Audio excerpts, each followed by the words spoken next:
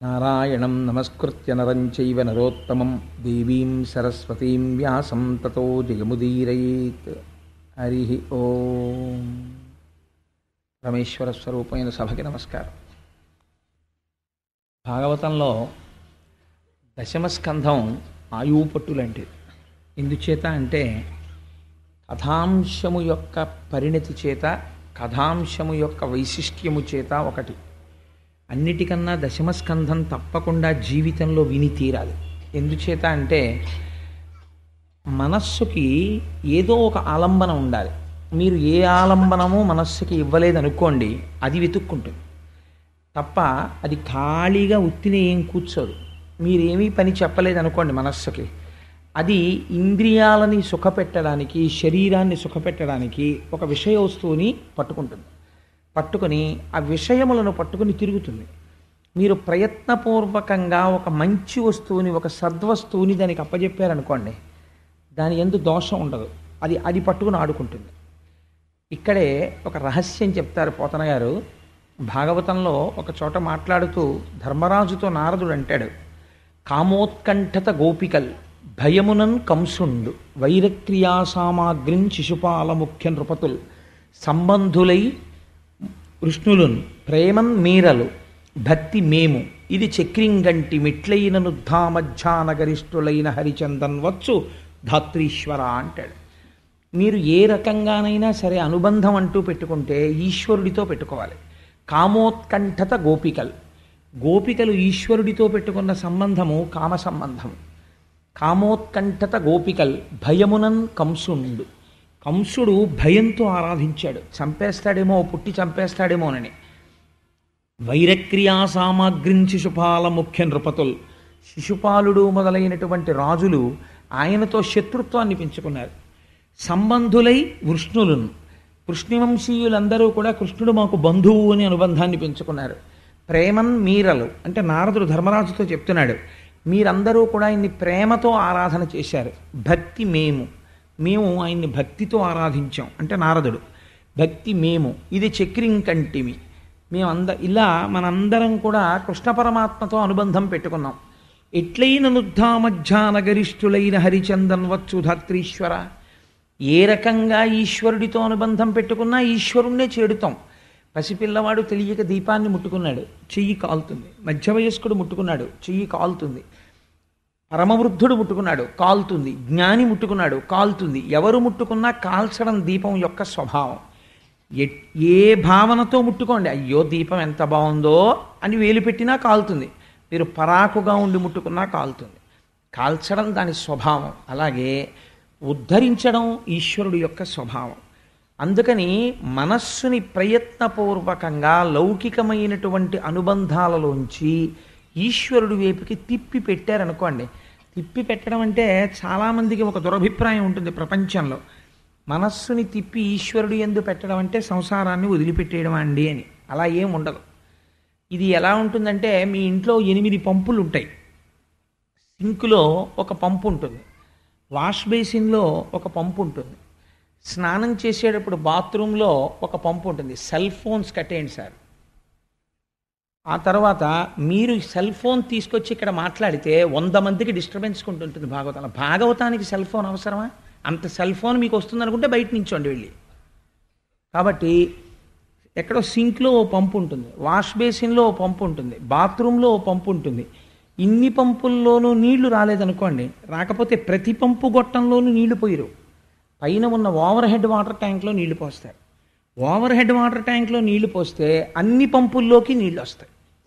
అలాగే మీరు ఎన్ని రకాలైన అనుబంధాలతోనైనా సంసారంలో ఉండొచ్చు. శాస్త్రం ఏం చెప్తుందంటే, భార్యతో ఉంటాడు సంసారంలో, పరమప్రీతితో భార్య యందు సంతోషంగా ఉండొచ్చు.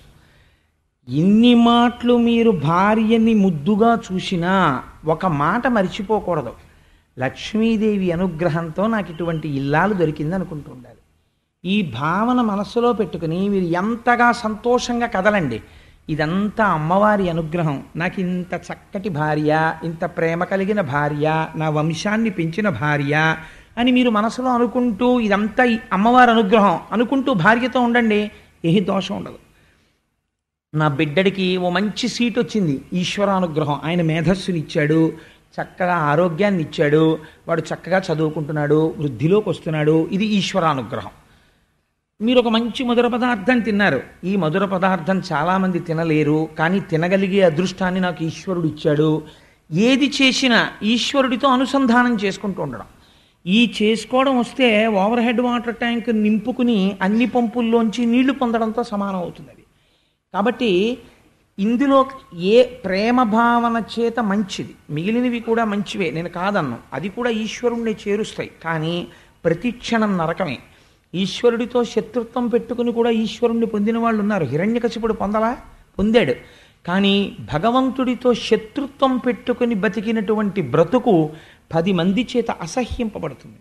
అలా బ్రతకకూడదు. ఈశ్వరుడు యందు ప్రేమతో బ్రతికిన బ్రతుకు 10 మంది చేత ఆదరింపబడుతుంది, మంచి సద్బుద్ధినిస్తుంది, ఇహమునందు మంచి నడువడినిస్తుంది, పరమునందు ఈశ్వరుని యొక్క అనుగ్రహాన్ని కటాక్షించి ఆయన యొక్క పాదములు చేరుకునేటటువంటి అదృష్టాన్ని కటాక్షిస్తుంది.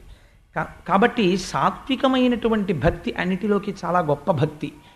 ఈ భక్తితో ఉండడానికి, ఈశ్వరుణ్ణి పట్టుకోవడానికి మీకు ఒక ఆలంబనం కావాలి. మీరు ఏమీ వినకుండా, అసలు భగవత్ స్వరూపం గురించి ఏమీ తెలియకుండా భగవంతుణ్ణి పట్టుకో అని మీరు మనస్సును అన్నారనుకోండి, అది ఎలా పట్టుకుంటుంది? పట్టుకోదు. మీకు లోపల అది బాగా పట్టుకోవాలంటే అందరికన్నా బాగా సులభుడై రావాలి పరమాత్మ. లేకపోతే ఆయనకి ఏమి కర్మండి? ఒక పసిపిల్లవాళ్లే పుట్టి పశువుల వెంట పరిగెత్తి, ఆవుల వెంట పరిగెత్తి, దూడల వెంట పరిగెత్తి, చోరలీల చేసి ఎందుకన్ని లీలలు చేశాడు అంటే, ఈ లీలలు చేయడం వెనకాతల అంతరార్థం ఏమిటంటే, మీకు దాని లోపల ఉన్న రహస్యం అర్థం అవ్వచ్చు, అర్థం అవ్వకపోవచ్చు. కనీసం బాహ్యంలో ఆ కథ మనస్సుని పట్టుకుందనుకోండి, పట్టుకుంటే మనస్సు అస్తమానం తరచి దాని గురించి ఆలోచిస్తుంది. ఆలోచించినప్పుడు పట్టుకున్న వస్తువు దేన్ని పట్టుకుంది? కృష్ణుడిని పట్టుకుంది.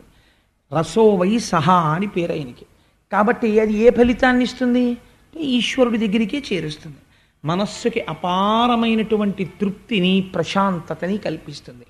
కాబట్టి దశమస్కంధం భాగవతంలో ఆయువు పట్టు అనడానికి కారణం, భాగవతంలో దశమస్కంధంలోకి వచ్చేటప్పటికే కృష్ణ పరమాత్మ యొక్క ఆవిర్భావాన్ని, లీలల్ని విశేషమైనటువంటి వర్ణన చేశారు వ్యాస భగవానుడు.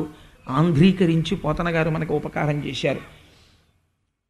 నవమస్కంధంలో ఒక గమ్మత్తు చేశారు. నవమి నాడు రామచంద్రమూర్తి పుట్టారు. దశమస్కంధాన్ని ప్రారంభం చేసే ముందు నవమస్కంధంలో రామాయణం చెప్పారు వ్యాసుల వారు కానీ పోతన గారు కానీ. నవమస్కంధంలో ఎక్కువ భాగం యథార్థానికి రామచంద్ర ప్రభువు యొక్క సంకీర్తనమే. కానీ నేను దాన్ని అంత విపులంగా మళ్ళీ ఎందుకు స్వీకరించలేదంటే, ఇతపూర్వం మనం అందరం ఇక్కడ రామాయణం చెప్పుకుని ఉన్నాం కాబట్టి ఆ రామాయణం చెప్పుకున్నటువంటి ఫలితాన్ని, ఆ రామాయణం చెప్పుకున్నటువంటి పరిస్థితిని భాగవతాంతర్గతం చేసి తీరుతాడు రామచంద్రమూర్తి. ఆయన కృపాకటాక్షములు ఉన్నవాడు. కాబట్టి మనం ఇంకొక స్కంధం వైపుకి నడవడానికి అవకాశం ఉంటుంది అని రామాయణంలో నవమస్కంధంలో ఉన్న రామాయణాన్ని పక్కన పెట్టడం జరిగింది. అంత మాత్రం చేత నేను దానిని విడిచిపెట్టినట్లు కాదు. అందుకని నేను ఒక 4 వాక్యములలో రామాయణాన్ని పూర్తి చేసేసాను అనుకోండి. పూర్తి చేసేస్తే నేను నవమస్కంధంలో రామాయణం చెప్పేసినట్టే కదా.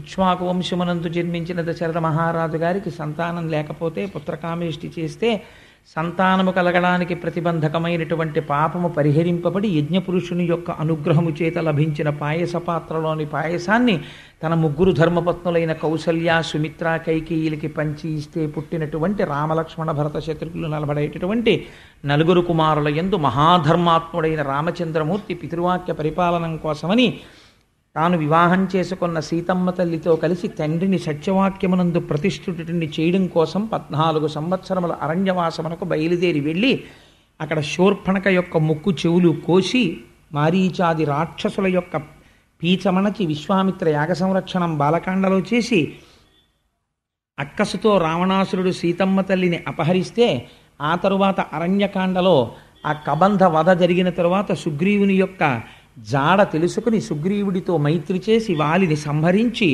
హనుమ యొక్క సహాయం చేత 100 యోజనముల సముద్రమునకు ఆవల దక్షిణ దిక్కున ఉన్నటువంటి లంకా పట్టణంలో రావణాసురుని యొక్క ప్రమదావనంలో బంధింపబడిన సీతమ్మ తల్లి యొక్క జాడ హనుమ ద్వారా తెలుసుకుని సముద్రమునకు సేతువు కట్టి ఆవలి ఒడ్డుకు చేరి రావణ కుంభకర్ణాది రాక్షసులను తెగటార్చి తిరిగి సీతమ్మ తల్లిని తాను పొంది 11,000 సంవత్సరములు రామచంద్రమూర్తి రాజ్య పరిపాలన చేసి రామరాజ్యమని పేరు తెచ్చి ఎన్నో అశ్వమేధ యాగములు వాజపేయములు పౌండరీకములు మొదలైనటువంటి యాగములు చేసి మనిషి ఎలా ప్రవర్తించాలనేటటువంటి దానికి ఒక అద్భుతమైనటువంటి కొలమానమును ఏర్పాటు చేసినటువంటి విశేషమైనటువంటి అవతారము రామావతారము.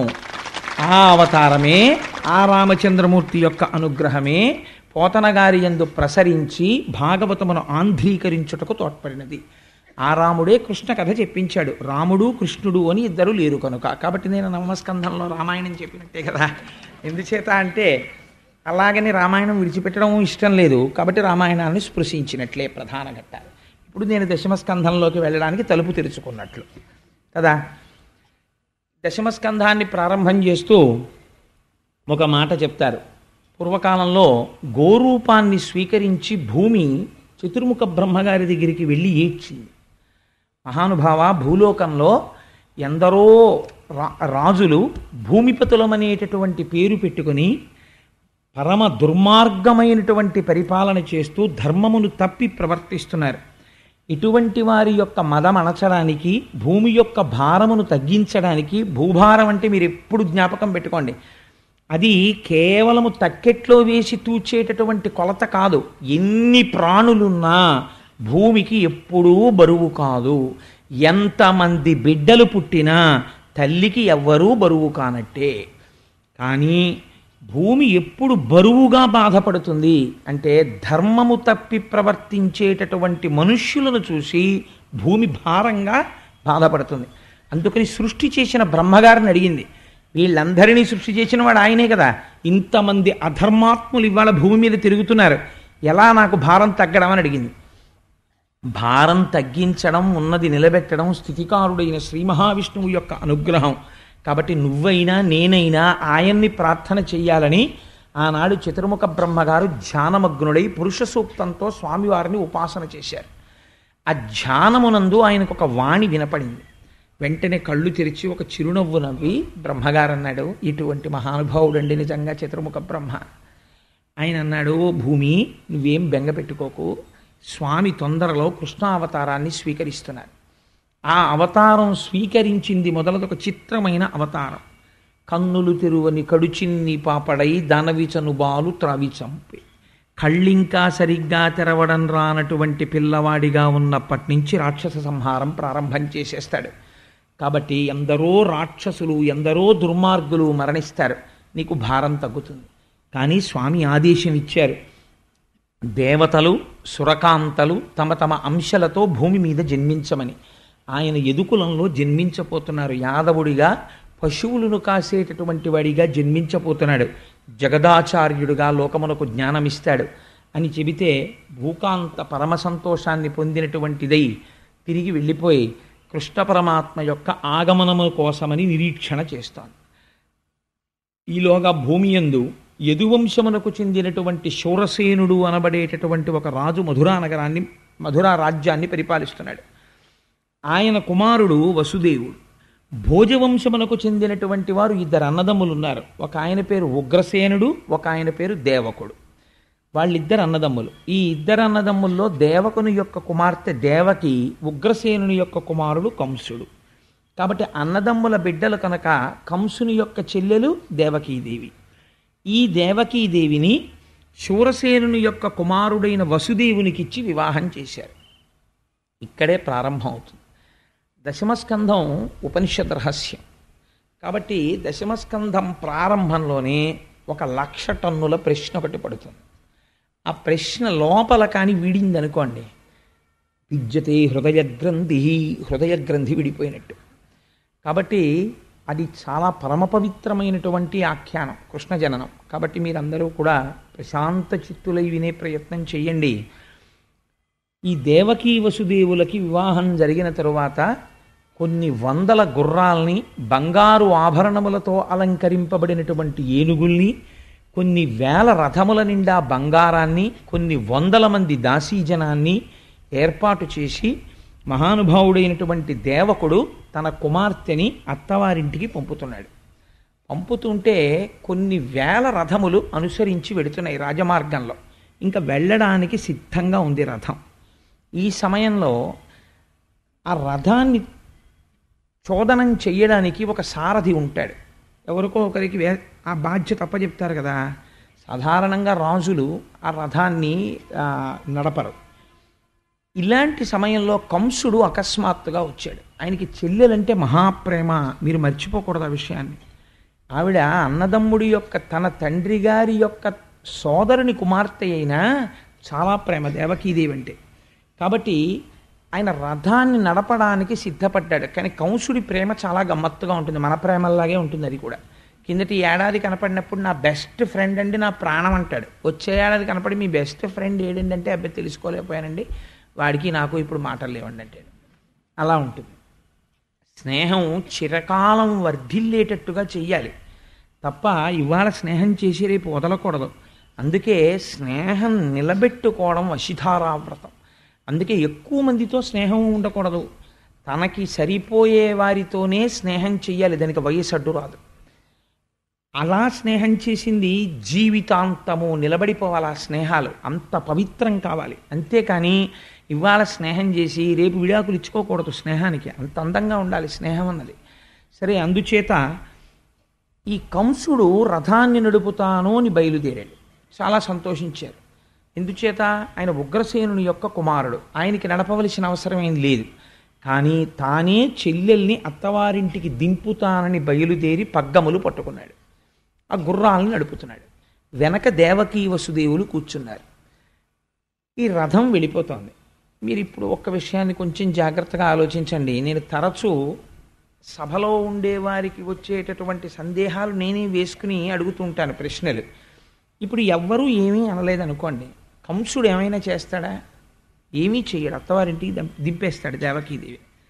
పోనీ ఎవరైనా వచ్చి గూఢచారులు కానీ ఋషులు కానీ నమ్మదగిన విశ్వసనీయత కలిగినటువంటి వ్యక్తులు ఎవరైనా ఏమైనా చెప్పారా? ఎవ్వరూ పలకలేదు. అశరీరవాణి పలికినది అన్నారు. అశరీరవాణి అంటే ఇది చాలా గమ్మత్తైన మాట. శరీరము ఉంటే వాణి ఉంటుంది. వాణి ఉన్నది అంటే అది శరీరములోంచి వస్తోందని గుర్తు. అంతే కదండి. ఇప్పుడు కనీసంలో కనీసం మీకు ఎదురుగుండా నామరూపాలతో ఏదో ఉండాలి. ఓ చప్పుడు వినపడింది, తలుపు చప్పుడు అయిందంటారు.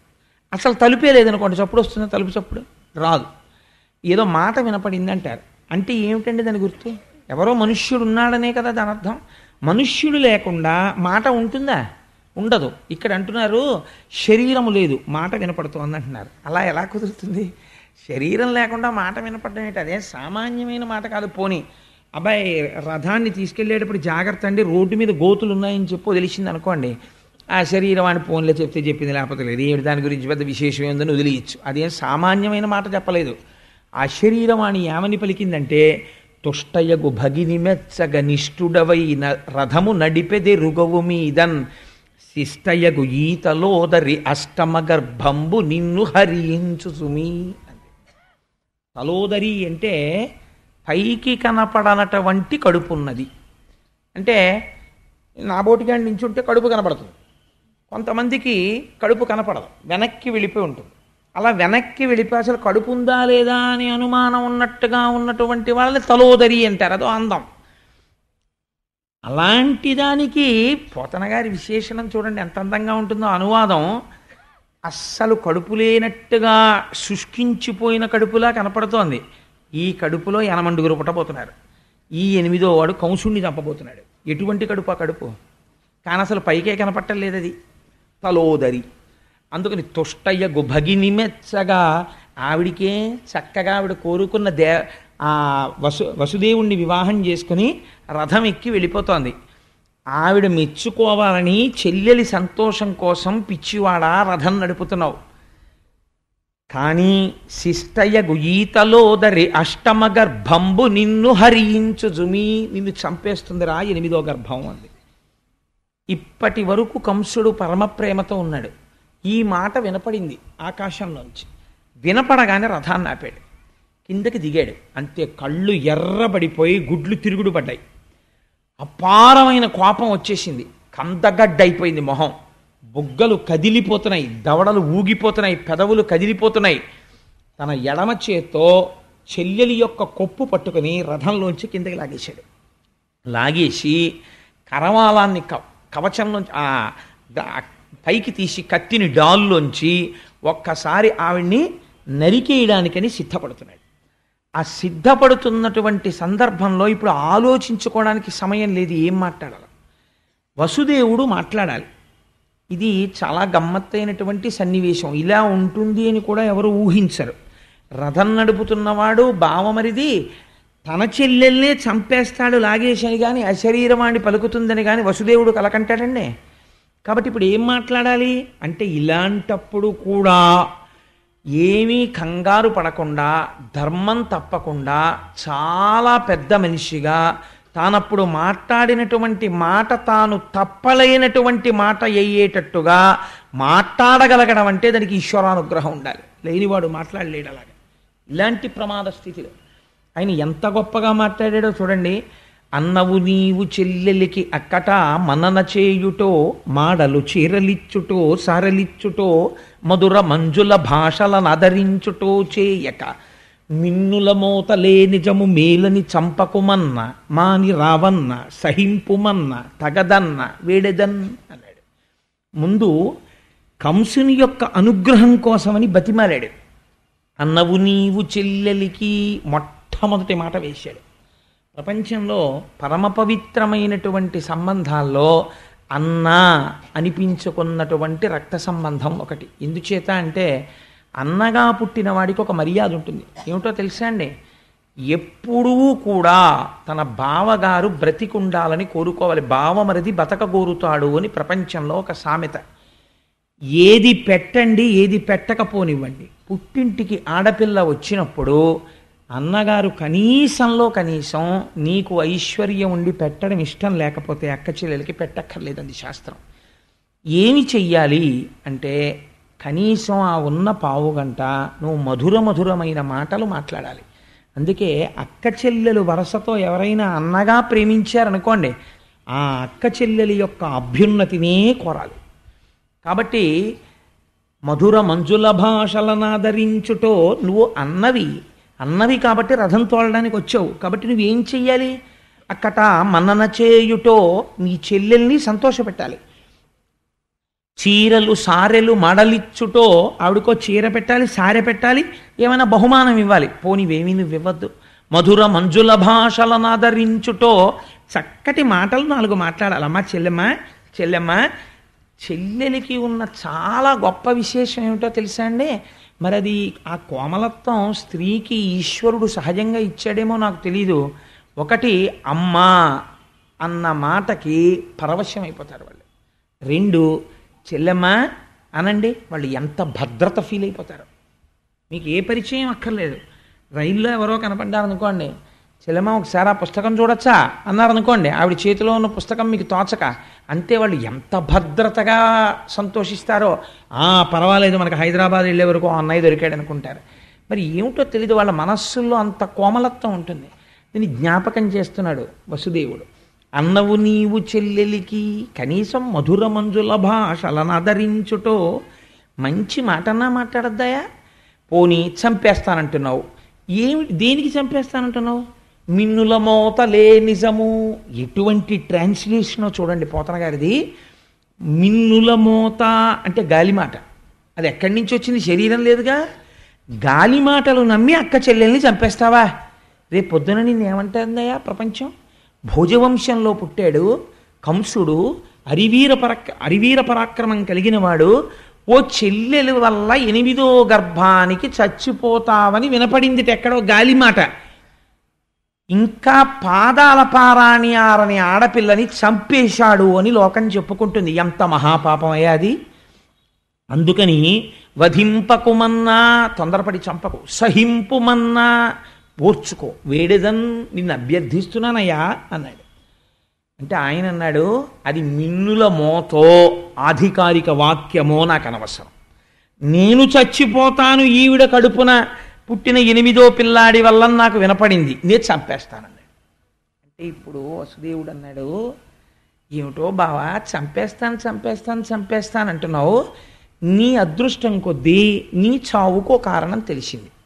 ఈ పిల్లకి పుట్టేటటువంటి 8వ కడుపున పుట్టేటటువంటి వాడు నిన్ను చంపుతాడు అని నీకు తెలిసింది. ఒకవేళ తెలియలేదు, లేదా నువ్వు ఈ పిల్లని చంపేశావు, నీకు చావు రాకుండా ఉంటుంది అని నాకు చెప్పు.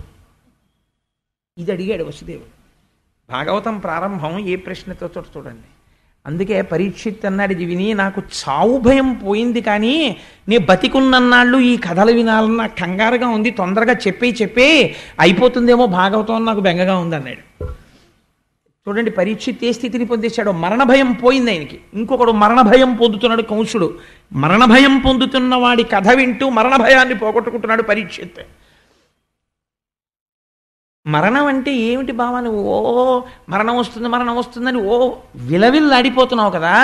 నేను ఒక్క మాట చెప్పనా, చాలా తేలిగ్గా చెప్పేస్తాను నీకు మరణం అంటే ఏమిటో.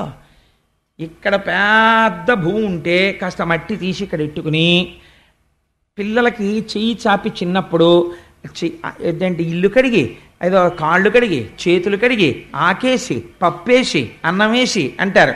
అలా ఇందులో కాస్త మట్టి తీసి ఇందులో పెట్టి, ఇందులో నీళ్లు తీసి బ్రహ్మాండంలోంచి ఇందులో పెట్టి, ఇందులో ఆకాశం తీసి ఇందులో పెట్టి, ఇందులో వాయువు తీసి ఇందులో పెట్టి, ఇందులో అగ్ని తీసి ఇందులో పెట్టి, ఈ 5 కలిపి 5 కొంచెం సేపు నీళ్లల్లో బుడగలా తిరిగి, ఆ తర్వాత బుడగ పగిలిపోయినట్టు ఇందులో ఉన్నటువంటి భూమి అందులోకి వెళ్ళిపోయి, ఇందులో ఉన్న అగ్ని అందులోకి వెళ్ళిపోతే అదే మరణం. ఏముందని పెద్ద విశేషం ఏముంది, అసలు లోపల ఉన్నది ఎప్పుడూ ఉంటుంది, అది బయటికి వెళ్ళిపోతుంది.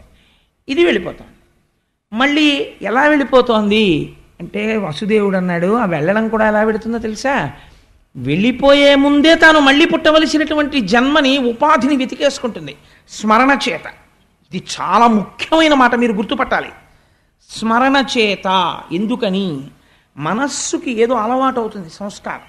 అస్తమానం ఈశ్వరుడు గురించి వినడం అలవాటు అనుకోండి, భగవంతుడి గురించి చెప్పడం అలవాటు అనుకోండి, భాగవతం చదువుకోవడం అలవాటు అనుకోండి, వాడి వెళ్ళిపోయేటప్పుడు కూడా వాడి సంస్కారం అక్కడే ఉంటుంది. కాబట్టి వాడు ఉత్తర జన్మలో ఏమవుతాడో తెలుసా అండి, ఒక మహాపండితుడికి కొడుగ్గా పుట్టి చిన్నతనం నుంచే అన్నీ నేర్చేసుకుని పరవశించిపోయి ఈశ్వరుడు గురించి చెప్పుకుంటూ ఈశ్వరుడిలో కలిసిపోతాడు. ఒకడికి ఐశ్వర్యం మీద ఉండిపోయింది భ్రాంతి, మార్కండేయ పురాణం నిర్దాక్షిణ్యంగా చెప్పింది. వాడు ఏమవుతాడో తెలుసా అండి, పునర్జన్మ ఇచ్చే ముందు ఆఖరి ఆలోచనని బట్టిస్తాడు ఈశ్వరుడు. ఐశ్వర్యం గురించి ఆలోచించిన వాడికి ఏమిస్తారో తెలుసా అండి, తల పగిలి చచ్చిపోవలసిన జన్మిస్తారు. అంటే తేలు కానీ, జిర్రి కానీ, పాము కానీ ఇలాంటివి పుట్టి మందసాల కింద చేరుతాయి. ఆ డబ్బులున్న చోటుకి వచ్చి చేరుతాయి. లేకపోతే ధాన్యం పోసిన అదేంటి పెద్ద పెద్ద కావుల్లా కడతారు, వాటి కింద కానీ చేరితే తనది పోతుందని బెంగ. ఎవడో వస్తాడు అక్కడికి, అమ్మో నాది పట్టుకుపోతాడేమో అని బయటికి వస్తాడు, కర్ర పెట్టి కొట్టి తల పగిలేట్టు కొడుతుంటారు. ప్రాణం తోకలోకి వెళ్ళిపోతూ అప్పుడు అనుకుంటాడు, ఈ మాత్రం దానికా ఇంత కష్టపడ్డాను, ఎవరికీ కనపడకుండా దాక్కుని తిరిగాను కొడుకులకి రక్షిద్దామని, తల పగల కొట్టించేశాడు కొడుకు అంటాడు. ఇప్పుడు మళ్ళీ ఇంకో ఉపాధిలోకి పోతాడు. ఎంత చిత్రమో చూడండి. తన భార్య పక్కన పడుకుని ఇంకొక స్త్రీ గురించి ఆలోచిస్తాడు, గోడ మీద బల్లిగా వస్తాడని చెప్పింది మార్కండేయ పురాణం. కాబట్టి ఏమవుతుంది అంటే, ఒకడు ఈశ్వరుడు గురించి స్మరిస్తూ ఉంటాడు, వాడు ఉత్తర జన్మల్లో హాయిగా ఒక మహాపండితుడు కడుపున పుట్టి ఏ లోటు లేకుండా 7 ఏళ్ళు 8 ఏళ్ళు వచ్చేటప్పటికి అపారమైన పాండితీ ప్రకర్షతో ఐశ్వర్యానికి లోటు లేకుండా 10 మందికి పెడుతూ తాను తింటూ భగవంతుడి గురించి చెప్పుకుంటూ సార్థకత పొంది ఈశ్వరుడిలోకి వెళ్ళిపోతాడు. స్మరణ ముఖ్యం బావా.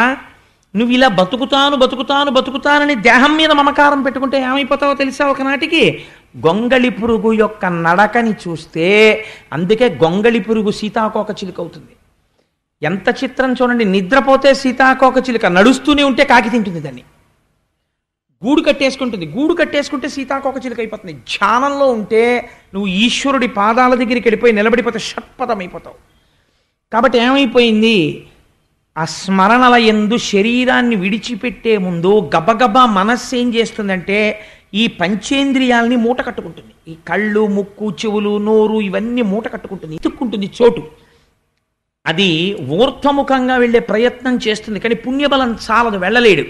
అందుకని వెనక్కి వచ్చి సమయం అయిపోతూ ఉంటుంది, ఇంకా వెళ్ళిపోవాలి. ఆఖరి ఊపిరి లోపల వెతికి ఏ కన్నం దొరికితే ఆ కన్నంలోంచి పారిపోతాడు. అధోముఖంగా వెళ్ళిపోతాడు ఒక్కొక్కసారి కళ్ళల్లోంచి వెళ్ళిపోతాడు, ఒకసారి ముక్కులోంచి వెళ్ళిపోతాడు, ఎటు వెళ్ళిపోయాడో తెలియదు, ఎవ్వడికి తెలియదు, పక్కన ఉన్నవాడికి కూడా. ఒక్కొక్కసారి రోమకూపాల్లోంచి వెళ్ళిపోతాడు. వెళ్ళిపోయి మళ్ళీ ఎక్కడికెడతాడు? ఏమీ కంగారు పడక బావా, నేను చెప్తున్నాను. గొంగళి పురుగు పాకే ముందు తన శరీరాన్నంతటినీ కదపదు. శరీరంలో ముందు భాగాన్ని ఇలా పైకెత్తి, మీరు భాగవతం బాగా అర్థం అవ్వాలంటే గొంగళి పురుగుని చూడాలి అసలు. గొంగళి పురుగు ఇలా పైకెత్తి ములగ చెట్ల దగ్గర నిలబడి నేను అప్పుడప్పుడు చూస్తూ ఉంటాను. ఇలా పైకెత్తి ఆకు మీద ఇలా పెడుతుంది. ఎన్ని కాళ్ళు ఉంటాయో పెట్టి ఈ వెనకాతల ఆకు మీద ఉన్న శరీరాన్ని ఇలా ముద్ద కింద లాగుతుంది. లాగితే ఈ ఆకు కొద్దిగా వంగి ఇలా వేళ్లాడుతుంది. మళ్ళీ దాన్ని పట్టుకుని ఇలా ఇలా ఇలా ఎక్కి ఆ ఆకు మించి వెళ్ళిపోతుంది. అలా ఇక్కడ వదులుతూనే ఇంకో దేహంలోకి వెడతాడు బావా. ఈ మాత్రం దానికి ఎంతమందిని చంపేస్తావు? చంపేస్తే ఉండిపోతుంది ఆ శరీరం? ఉండదు, వెళ్ళి తీరుతావు ఇంకో శరీరంలోకి. కానీ చెల్లెల్ని చంపిన పాపానికి అధోగతికి వెళ్ళిపోతావు. ఎందుకు మావ ఈ పని చేస్తావు అంటే కంసుడు అన్నాడు.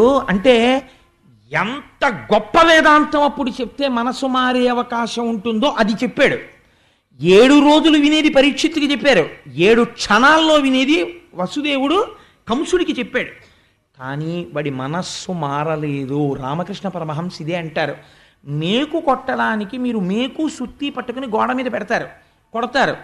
గోడ తనంత తానుగా కొంచెం గుల్లగా ఉందనుకోండి, మేకు పెడుతుంది. గోడ ఘనీభవించిపోయి భీమైపోయింది అనుకోండి, ఎంత సుత్తి పెట్టి కొట్టినా మేకు ఉంగుతుంది కానీ గోడలోకి వెళ్ళదు. అసలు ఇక్కడ ఆర్ద్రత ఉంటే చెప్పినది లోపలికి వెడుతుంది.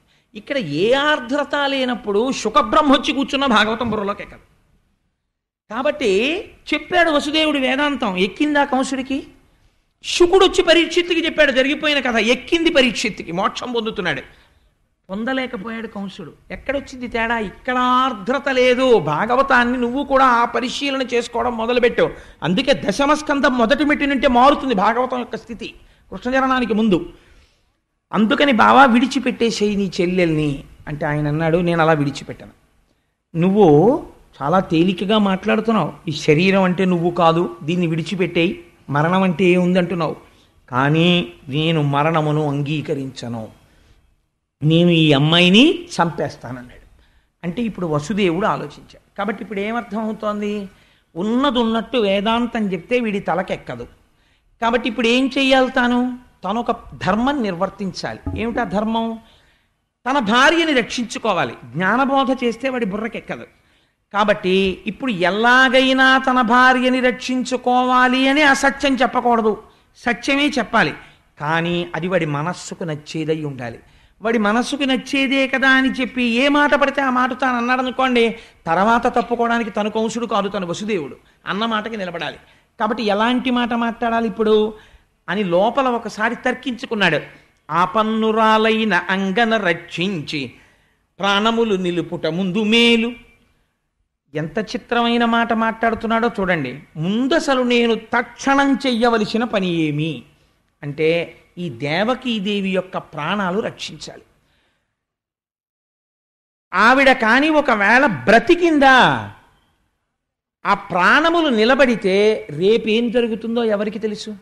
సుతులు పుట్టిననేమి సుతులకు మృత్యువు వాలాయమై వెంట వచ్చనేని, బ్రహ్మ వలన వీడు పాటేమి పొందుక ఉండనే సదుపాయమొకటి లేదే, పొంత మాకులవాన్ని దహించకపోయి వహ్ని ఎగసి దవ్వులవాన్ని దహించు భంగి, కర్మ వశమున భవ మృతి కారణములు తెలసి విరగొందయిక నేల తొట్టుపడగా.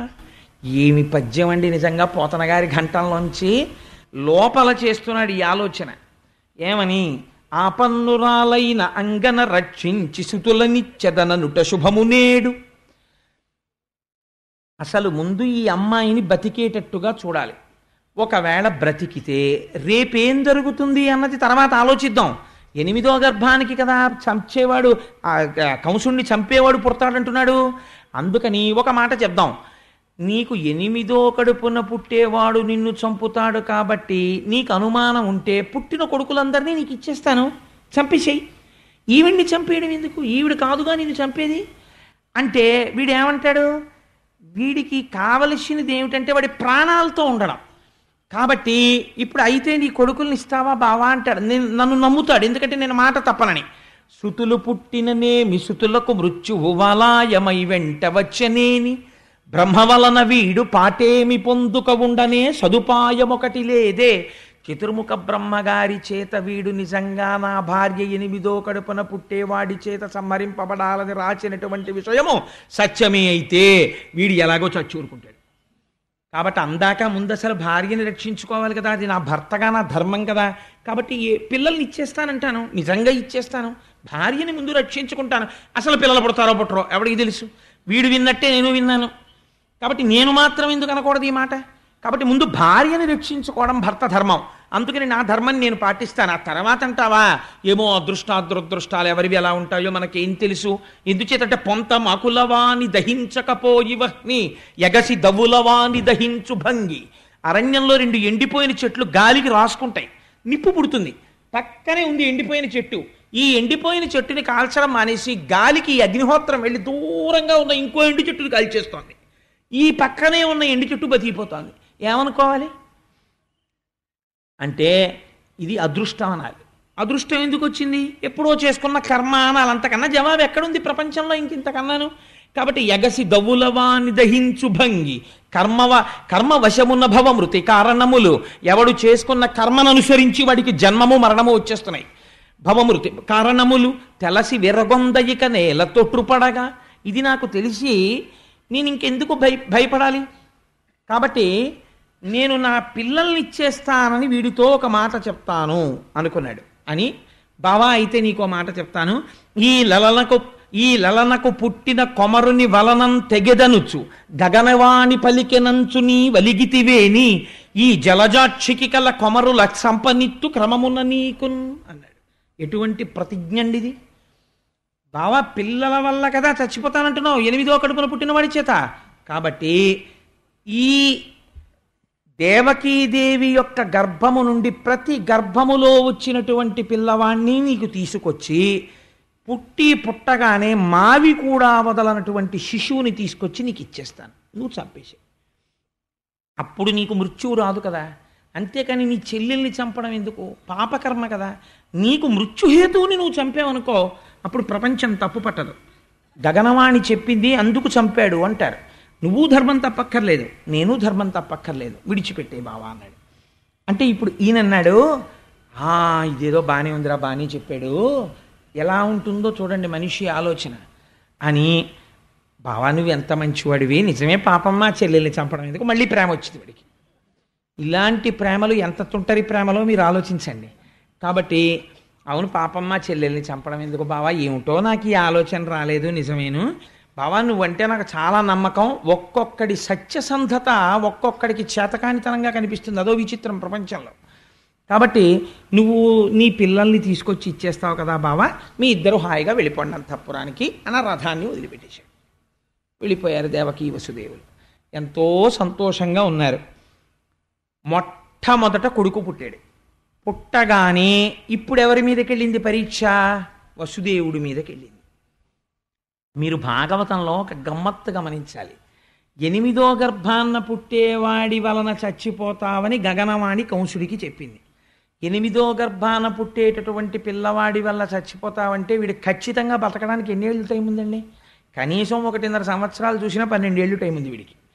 12 ఏళ్ళు సమయం ఉన్నవాడు నేను చావడానికి వీల్లేదని ఆవిడ్ని చంపేస్తానంటున్నాడు. 7 రోజుల్లో చచ్చిపోతావురా అన్నవాడు నాకేం బెంగలేదు భాగవతం చెప్పి నేను బతికేస్తానంటున్నాడు. ఎంత ఆశ్చర్యం చూడండి. సమయాన్ని ఈశ్వరుడి వైపుకి వాడడంలో ఉంది గమ్మత్తంతా. కాబట్టి పిల్లవాడు పుట్టగానే వసుదేవుడికి జ్ఞాపకం వచ్చింది ఇచ్చిన మాట. పిల్లడు పుట్టగానే తీసుకొచ్చి ఇచ్చేస్తాను అని ప్రతిజ్ఞ చేశాను అనుకుని గబగబా పిల్లాన్ని చేత్తో పట్టుకుని పలికిన పలుకుల తిరుగక బొలయక వంచనము లేక సుతుల రిపునకు అలగక ఇచ్చిన ధీరుండిల వసుదేవుండు తక్క ఇతరులు కలరే.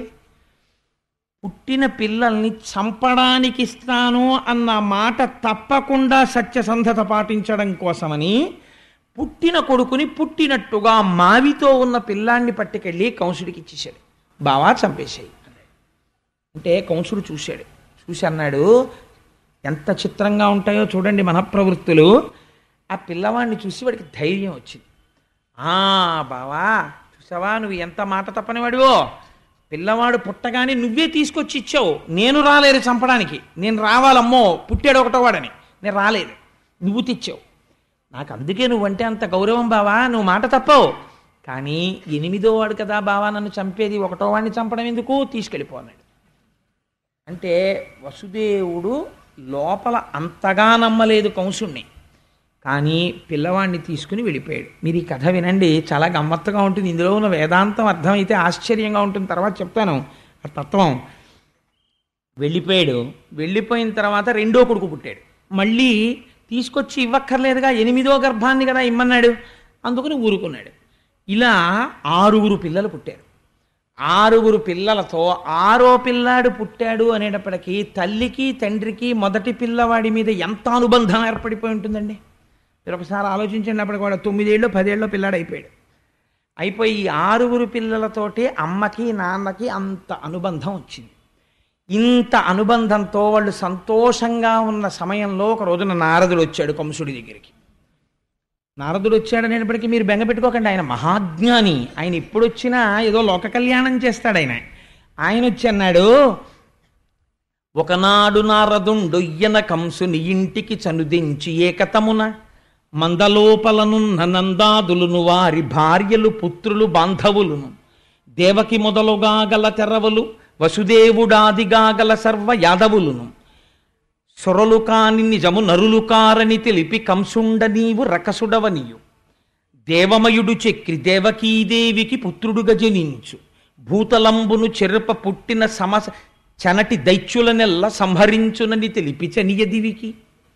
ఈయనో విచిత్రమైన పని చేశాడు నారదుడు. కంసుడి దగ్గరికి వచ్చి, కంస ఎంత వెర్రివాడివోయ్ అన్నాడు.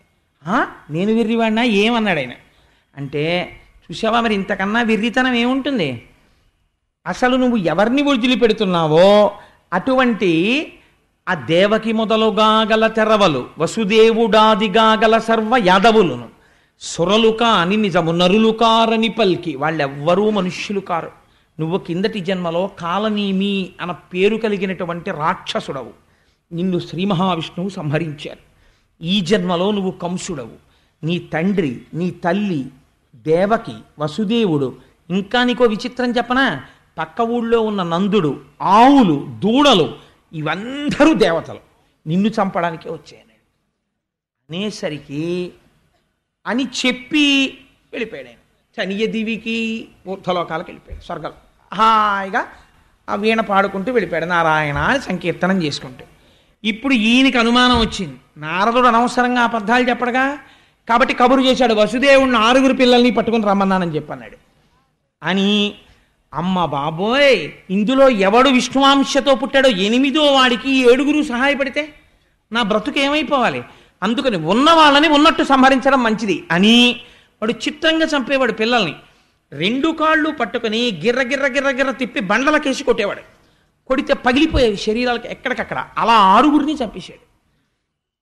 చంపేసి తండ్రిని, తల్లిని, దేవకిని, వసుదేవుణ్ణి అందరినీ కారాగారంలో పెట్టేశాడు. పెట్టేసి ఇప్పుడు బకుడు, తృణావర్తుడు, పూతన ఇలాంటి వాళ్ళందరినీ పిలిచి వాళ్ళతో స్నేహం చేశాడు. వాళ్ళందరితో స్నేహం చేసి 8వ గర్భంలో పుట్టేవాడు ఖచ్చితంగా నన్ను అంతం చేయడానికే పుడుతున్నాడు అని ఆశ్చర్యంతో చాలా ఉద్వేగంతో ఎదురు చూస్తున్నాడు. ఎందుకని, ఇంకిప్పుడు బయటెక్కడో ఉండడానికి వీల్లేదు, తన కారాగారంలోనే ఉండాలి. అందులో తర్వాత వస్తున్న గర్భం 7వ గర్భం, 8వ గర్భానికి ముందు గర్భం కాబట్టి జాగ్రత్త పడిపోవాలని దేవకీ వసుదేవుల్ని అత్యంత కట్టుదిట్టమైన కారాగారంలో పెట్టాడు. రోజు తానే వెళ్ళి స్వయంగా చూస్తూ ఉండేవాడు. అంటే పోతన గారు అంటారు, తల్లి తండ్రినైనా, తమ్ములన్నలనైనా, సఖులనైనా, బంధుజనులనైనా రాజులు చంపుదురు రాజ్యకాంక్ష చేసి అవనితరచు జీవితార్థులగుచు. రాజ్యకాంక్ష అన్నది ఎంత ప్రమాదకరమైందంటే, రాజ్యకాంక్ష పెరిగిపోయినటువంటి వాడు తల్లి తండ్రినైనా, తమ్ములన్నలనైనా, సఖులనైనా, బంధుజనులనైనా ఎవరినైనా చంపేస్తాడు.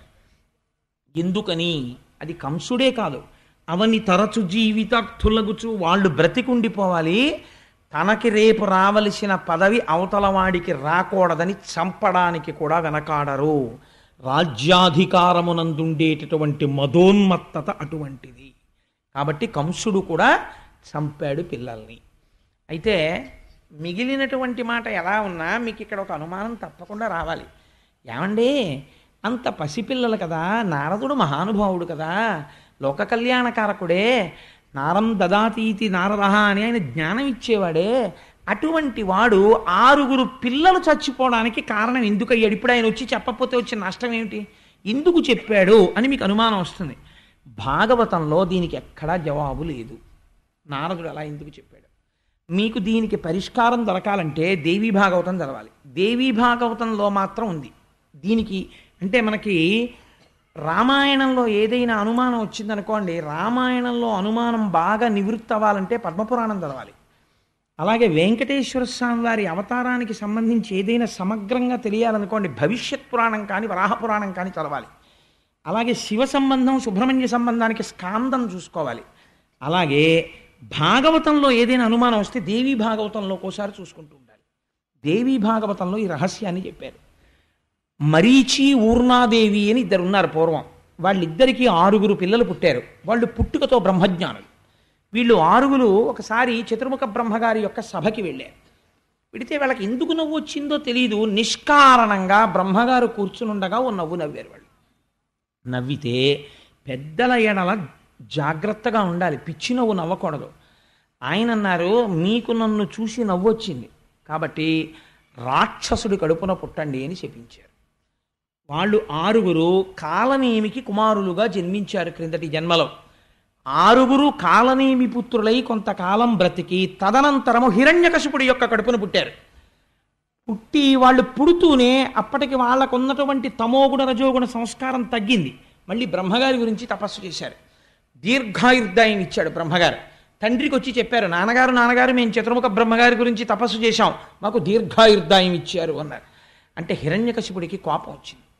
ఒరే, నేను ఇంకా తపస్సు చేసి పొందలేదు దీర్ఘాయుర్దాయం, మీరు పొందేశారా అప్పుడే? కాబట్టి మీకు శపిస్తున్నాను, మీరు దీర్ఘ నిద్రలో ఉండి మరణించండి. సరికదా, వచ్చే జన్మలో పుట్టినప్పుడు గత జన్మలో తండ్రి ఈ జన్మలో మిమ్మల్ని చంపుతాడన్నాడు. అందుకని హిరణ్యకశిపుడి కడుపున పుట్టిన పాపానికి వాడికి అదే పని, ప్రహ్లాదుని చంపేస్తానని కదా అన్నాడు. దీర్ఘ నిద్రలో ఉండి చచ్చిపోయారు వాడు. మరుజన్మలో ఇప్పుడు దేవకీదేవి కడుపున పుట్టారు ఈ మరీచి ఊర్ణాదేవుల యొక్క కొడుకులు, ఈ జన్మతో ఆఖరు. కాబట్టి వీళ్ళు గత జన్మలో తండ్రి చేతిలో చచ్చిపోవాలి. గత జన్మలో తండ్రి కాలనేమి ఇప్పుడు కంసుడిగా ఉన్నాడు కాబట్టి కంసుడి చేతిలో మరణించాలి. అందుకని వాళ్ళకి ఆ శాప విమోచనం అయిపోయి వాళ్ళు మళ్ళీ బ్రహ్మజ్ఞానులు అయిపోవాలి. అందుకని నారదుడు వచ్చి వాళ్ళని తీయించేశాడు. అది కారణం. ఇప్పుడు చెప్పండి, నారదుడు లోక కళ్యాణం కోసం చేశాడా లేకపోతే ఏదైనా కాఠిన్యంతో చేశాడా అంటే లోక కళ్యాణం కోసమే చేశాడు. 6 పుట్టే వరకు వేచి చూసి 6 మళ్ళీ బ్రహ్మజ్ఞానులై మోక్షాన్ని పొందే స్థితిని నారదుడు కటాక్షించినాడు. ఇది దేవీ భాగవతాంతర్గతం, భాగవతాంతర్గతం కాదు. సరే, దీని తరువాత కారాగారంలో దేవకీ వసుదేవులని అట్టెపెట్టాడు, కానీ లోపల మాత్రం కుమిలిపోతున్నాడు. ఎందుకని? జ్ఞానకలునిలోని శరదయువోలే, ఘటములోని దీప కళికవోలే, భ్రాత ఇంటనాక పడియుండె దేవకీమాత విశ్వగర్భ గర్భుయగుచు అంటారు పోతన గారు. జ్ఞాన కలునిలోని శారదయువోలే, ఒక్కొక్కడు ఉంటాడు, వాడు మహాపండితుడు, కానీ ఉన్నది ఉన్నట్టుగా యథార్థం చెప్పడు. వాడు ఎలా చెప్పాలనుకుంటున్నాడో, వాడికి ఏది ఇష్టమో దాని వైపుకు బలి చెప్పేస్తాడు. అది జ్ఞాన కలునిలోని శారదయువోలే, ఘటములోని దీప కళికవోలే, కుండలోపల వెలుగుతున్న దీపంలా లోకములన్నింటినీ తన కడుపులో పెట్టుకున్నటువంటి శ్రీ మహావిష్ణువుని తన కడుపులో మోయవలసినటువంటి దేవకి కంసుని యొక్క కారాగారమునందు మొగ్గుచున్నది. ఈ స్థితిలో ఒక చిత్రం జరిగింది. శ్రీమన్నారాయణుడు తాను అవతరించాలనుకున్నాడు. తనకన్నా ముందు శేషుడు బయలుదేరుతున్నాడు. ఆదిశేషుడు ముందు అన్నగారిగా పుట్టాలి. అందుకని యోగమాయని పిలిచాడు. ఆయన యొక్క మాయాశక్తియే ఈశ్వరుడికి, ఈశ్వరుడి యొక్క మాయాశక్తికి అభేదం, వాళ్ళిద్దరూ విడివిడి ఉండరు. ఆ మాయాశక్తిని పిలిచాడు. పిలిచి ఒక మాట చెప్పాడు, నువ్వు భూమి మీదకి వెళ్ళు. అక్కడ కంసుని యొక్క కారాగారంలో దేవకీ వసుదేవులు ఉన్నారు. వసుదేవుని యొక్క భార్యలందరినీ ఖైదు చేశాడు కంసుడు. ఒక్క రోహిణి మాత్రం నందవ్రజంలో నందుడి దగ్గర ఉన్నది. కాబట్టి ఇప్పుడు ఆ వసుదేవుని యొక్క తేజస్సు దేవకీ గర్భంలో ఉంది, 7వ గర్భంగా. అది శేషుడి యొక్క అంశ ఉంది అందులో. అందుకని ఎవ్వరికీ తెలియకుండా ఆ గర్భస్థమైన పిండమును వెలికి తీసేసాయి. గర్భస్రావమైందని అందరూ అనుకుంటారు. ఈ పిండమును తీసుకుని వెళ్ళి నందవ్రజంలో ఉన్నటువంటి రోహిణీ గర్భమునందు ప్రవేశపెట్టావు. అప్పుడు ఇక్కడ జారిపోయినటువంటి పిండము అక్కడ పెరుగుతుంది. పెరిగి అక్కడ వర్ధిల్లుతాడు. బలరాముడన్న పేరుతో జన్మిస్తాడు శేషుడు. నన్ను సేవించాలని కోరుకుంటున్నాడు. అందుకని నువ్వు వెళ్ళి ఈ పని చెయ్యవలసినది అన్నాడు. యోగమాయ బయలుదేరి వచ్చింది. 7వ గర్భంలో దేవకీదేవి గర్భము నిలిచి సంతోషంతో ఉన్న సమయంలో దేవకీదేవి కడుపులో ఉన్నటువంటి పిండాన్ని పైకి లాగి నందవ్రజంలో నందుడి దగ్గర ఉన్నటువంటి వసుదేవుని యొక్క భార్య అయిన రోహిణీ గర్భంలోకి ప్రవేశపెట్టారు. ఇవాళ మనం భాగవతం చెప్తే ఇది జరుగుతుందా అని మీరెవ్వరూ అడగక్కర్లేదు. జరుగుతున్నాయి కదా ప్రపంచంలో. అంటే అప్పుడు మహర్షులు ఎప్పుడో చేశారు, భాగవత కాలంలోనే మన వాళ్ళు దీన్ని. తెలుస్తోంది కదా. కాబట్టి బలము మిగుల కలుగ బలభద్రుడని లోక రమణుడగుట్ట చేసి రాముడనియు సతికి పుట్టె గర్భ సంకర్షణంబున సంకర్షణుండనెడి ఘనుడు సుతుడు. పోతన గారు అన్నారు, బలము మిగుల కలుగ బలభద్రుడని, చాలా బలవంతుడైనటువంటి వాడు కాబట్టి ఆయనకి బలభద్రుడు అని పేరు. లోకరమణుడగుట చేసి రాముడనియు, లోకములన్నింటినీ ఆనందింపచేస్తాడు కాబట్టి రామశబ్దాన్ని పక్కన పెట్టారు, బలరామ అని పిలిచారు.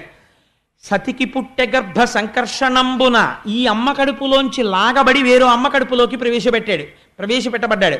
అందుకని సంకర్షణుడు అని పేరు వచ్చింది. అందుకని సతికి పుట్టె గర్భ సంకర్షణంబున సంకర్షణుండని డిఘనుడు సుతుడు. ఆ విధంగా సంకర్షణుడన్న పేరుతో బలరాముని యొక్క ఆవిర్భావము జరిగినది. కృష్ణావతారమునకు ముందు బలరాముడు ఆవిర్భవించాడు. తదనంతరము ఇప్పుడు కృష్ణ పరమాత్మ ఆవిర్భవించాలి. ఆయన యొక్క అంశ ఆ పూర్ణమైనటువంటి ఆ తేజస్సు బయలుదేరి వసుదేవుడిని ఆవహించింది. వసుదేవుడిలోంచి ఆ తేజస్సు దేవకీ గర్భంలోకి ప్రవేశించింది. నాకు చాలా ఇష్టమైనటువంటి పద్యం ఒకటి ఉంది ఈ భాగవతంలో. ఈ స్థితిలో అంటే నేను ఇలా చెప్పానని తల్లులు వేరొకలా భావించకండి. గర్భిణీ స్త్రీలకి కలిగేటటువంటి వికారములను గురించి ఇళ్లలో అనుకుంటుంటారు. దాన్ని పోతన గారు ఈశ్వరపరం చేశారు. ఎంత గొప్పగా వర్ణన చేశారో చూడండి. సలిల మావిల నాగ జఠరార్భకునిగా నజననికై వడి ఘర్మ సలిల మొప్పే ఒగితేజమాయింతి ఉదరిఢింబకు కొల్వగదిసిన క్రియ దేహ కాంతి మిరయ పవనుడా కొర్మ గర్భస్థుని సేవింపనులపెనా మిక్కిలియార్వులమరే కుంభిని ఆలేమ కుక్షిగునర్చింప చొచ్చు భంగిని మంటి చొరవదనరే గగన మిందువదన కడుపులో బాలు సేవలకు రూపుమెరసి వచ్చినట్టు బయలు వంటి నడుము బహుళమయ్యను పంచభూతమయుడులోన బొదల సతికి. సాధారణంగా గర్భిణి అయినటువంటి స్త్రీలకి కొంచెం శరీరమునందు బరువు పెరగడం చేత చెమటలు పడుతుంటాయి తరచు. అలాగే శరీరమునందు విశేషమైనటువంటి శ్రమ చేత నిట్టూర్పులు కలుగుతుంటాయి, ఊపిరి భారంగా తీస్తుంటారు. మట్టి తినే అలవాటు కొంతమందికి ఉంటుంది. మట్టి తినాలని లేకపోతే ఏదో విచిత్రమైనటువంటి కోరికలు పుడుతుంటాయి, అది తినాలి ఇది తినాలి అని. కాబట్టి పోతన గారు అంటున్నారు, పంచభూతాలు ఉన్నాయి కదా, పృథివాపస్తేజో వాయురు ఆకాశాలు. ఇందులో నీటికి కోరిక పుట్టిందిట. ఆ కడుపులో లోకములన్నింటినీ పరిపాలించేటటువంటి పరబ్రహ్మం ఉన్నాడు. కాబట్టి మేము సేవించద్దు అని జలములు తమ అంశగా వెళ్ళి దేవకీదేవికి చెమటగా మారాయి. అలాగే అగ్నిహోత్రం ఉంది బయట, తేజస్సు. ఈ తేజస్సు మేము వెళ్ళి స్వామిని అర్చించుకోవాలని దేవకీదేవిలో ఉన్నటువంటి తేజస్సుగా మారి మరింత ప్రౌఢమైందిట. గాలి మేము ఈశ్వరుణ్ణి సేవించాలి కదా అని బాగా లోపలికి వెళ్ళి కృష్ణ పరమాత్మకి తగిలి నమస్కరించి విట్టూర్పుగా పైకొచ్చిందిట. మట్టి లోపల ఈశ్వరుడికి తగలాలన్న కోరికతో దేవకీదేవికి మట్టి తినాలన్న కోరికగా మారి ఆవిడ తింటే లోపలికి వెళ్ళి కృష్ణుణ్ణి సేవించుకుందిట. ఆకాశం పరమాత్మని సేవించుకోవాలన్న కోరిక కలిగి స్వామి శయనించినటువంటి ఈ ప్రాంతం ఉంటుందే, ఇది ఇప్పటి వరకు సన్నని నడుమున్నటువంటి దేవకికి విశాలమైన నడుమైందిట. కాబట్టి ఆకాశం పెరిగిందిట, కృష్ణుణ్ణి సేవిస్తోందిట. ఇలా గర్భిణి అయినటువంటి దేవకీదేవిని కృష్ణుడు కడుపులో ఉన్నందుకు 5 భూతములు సేవించాయన్నారు.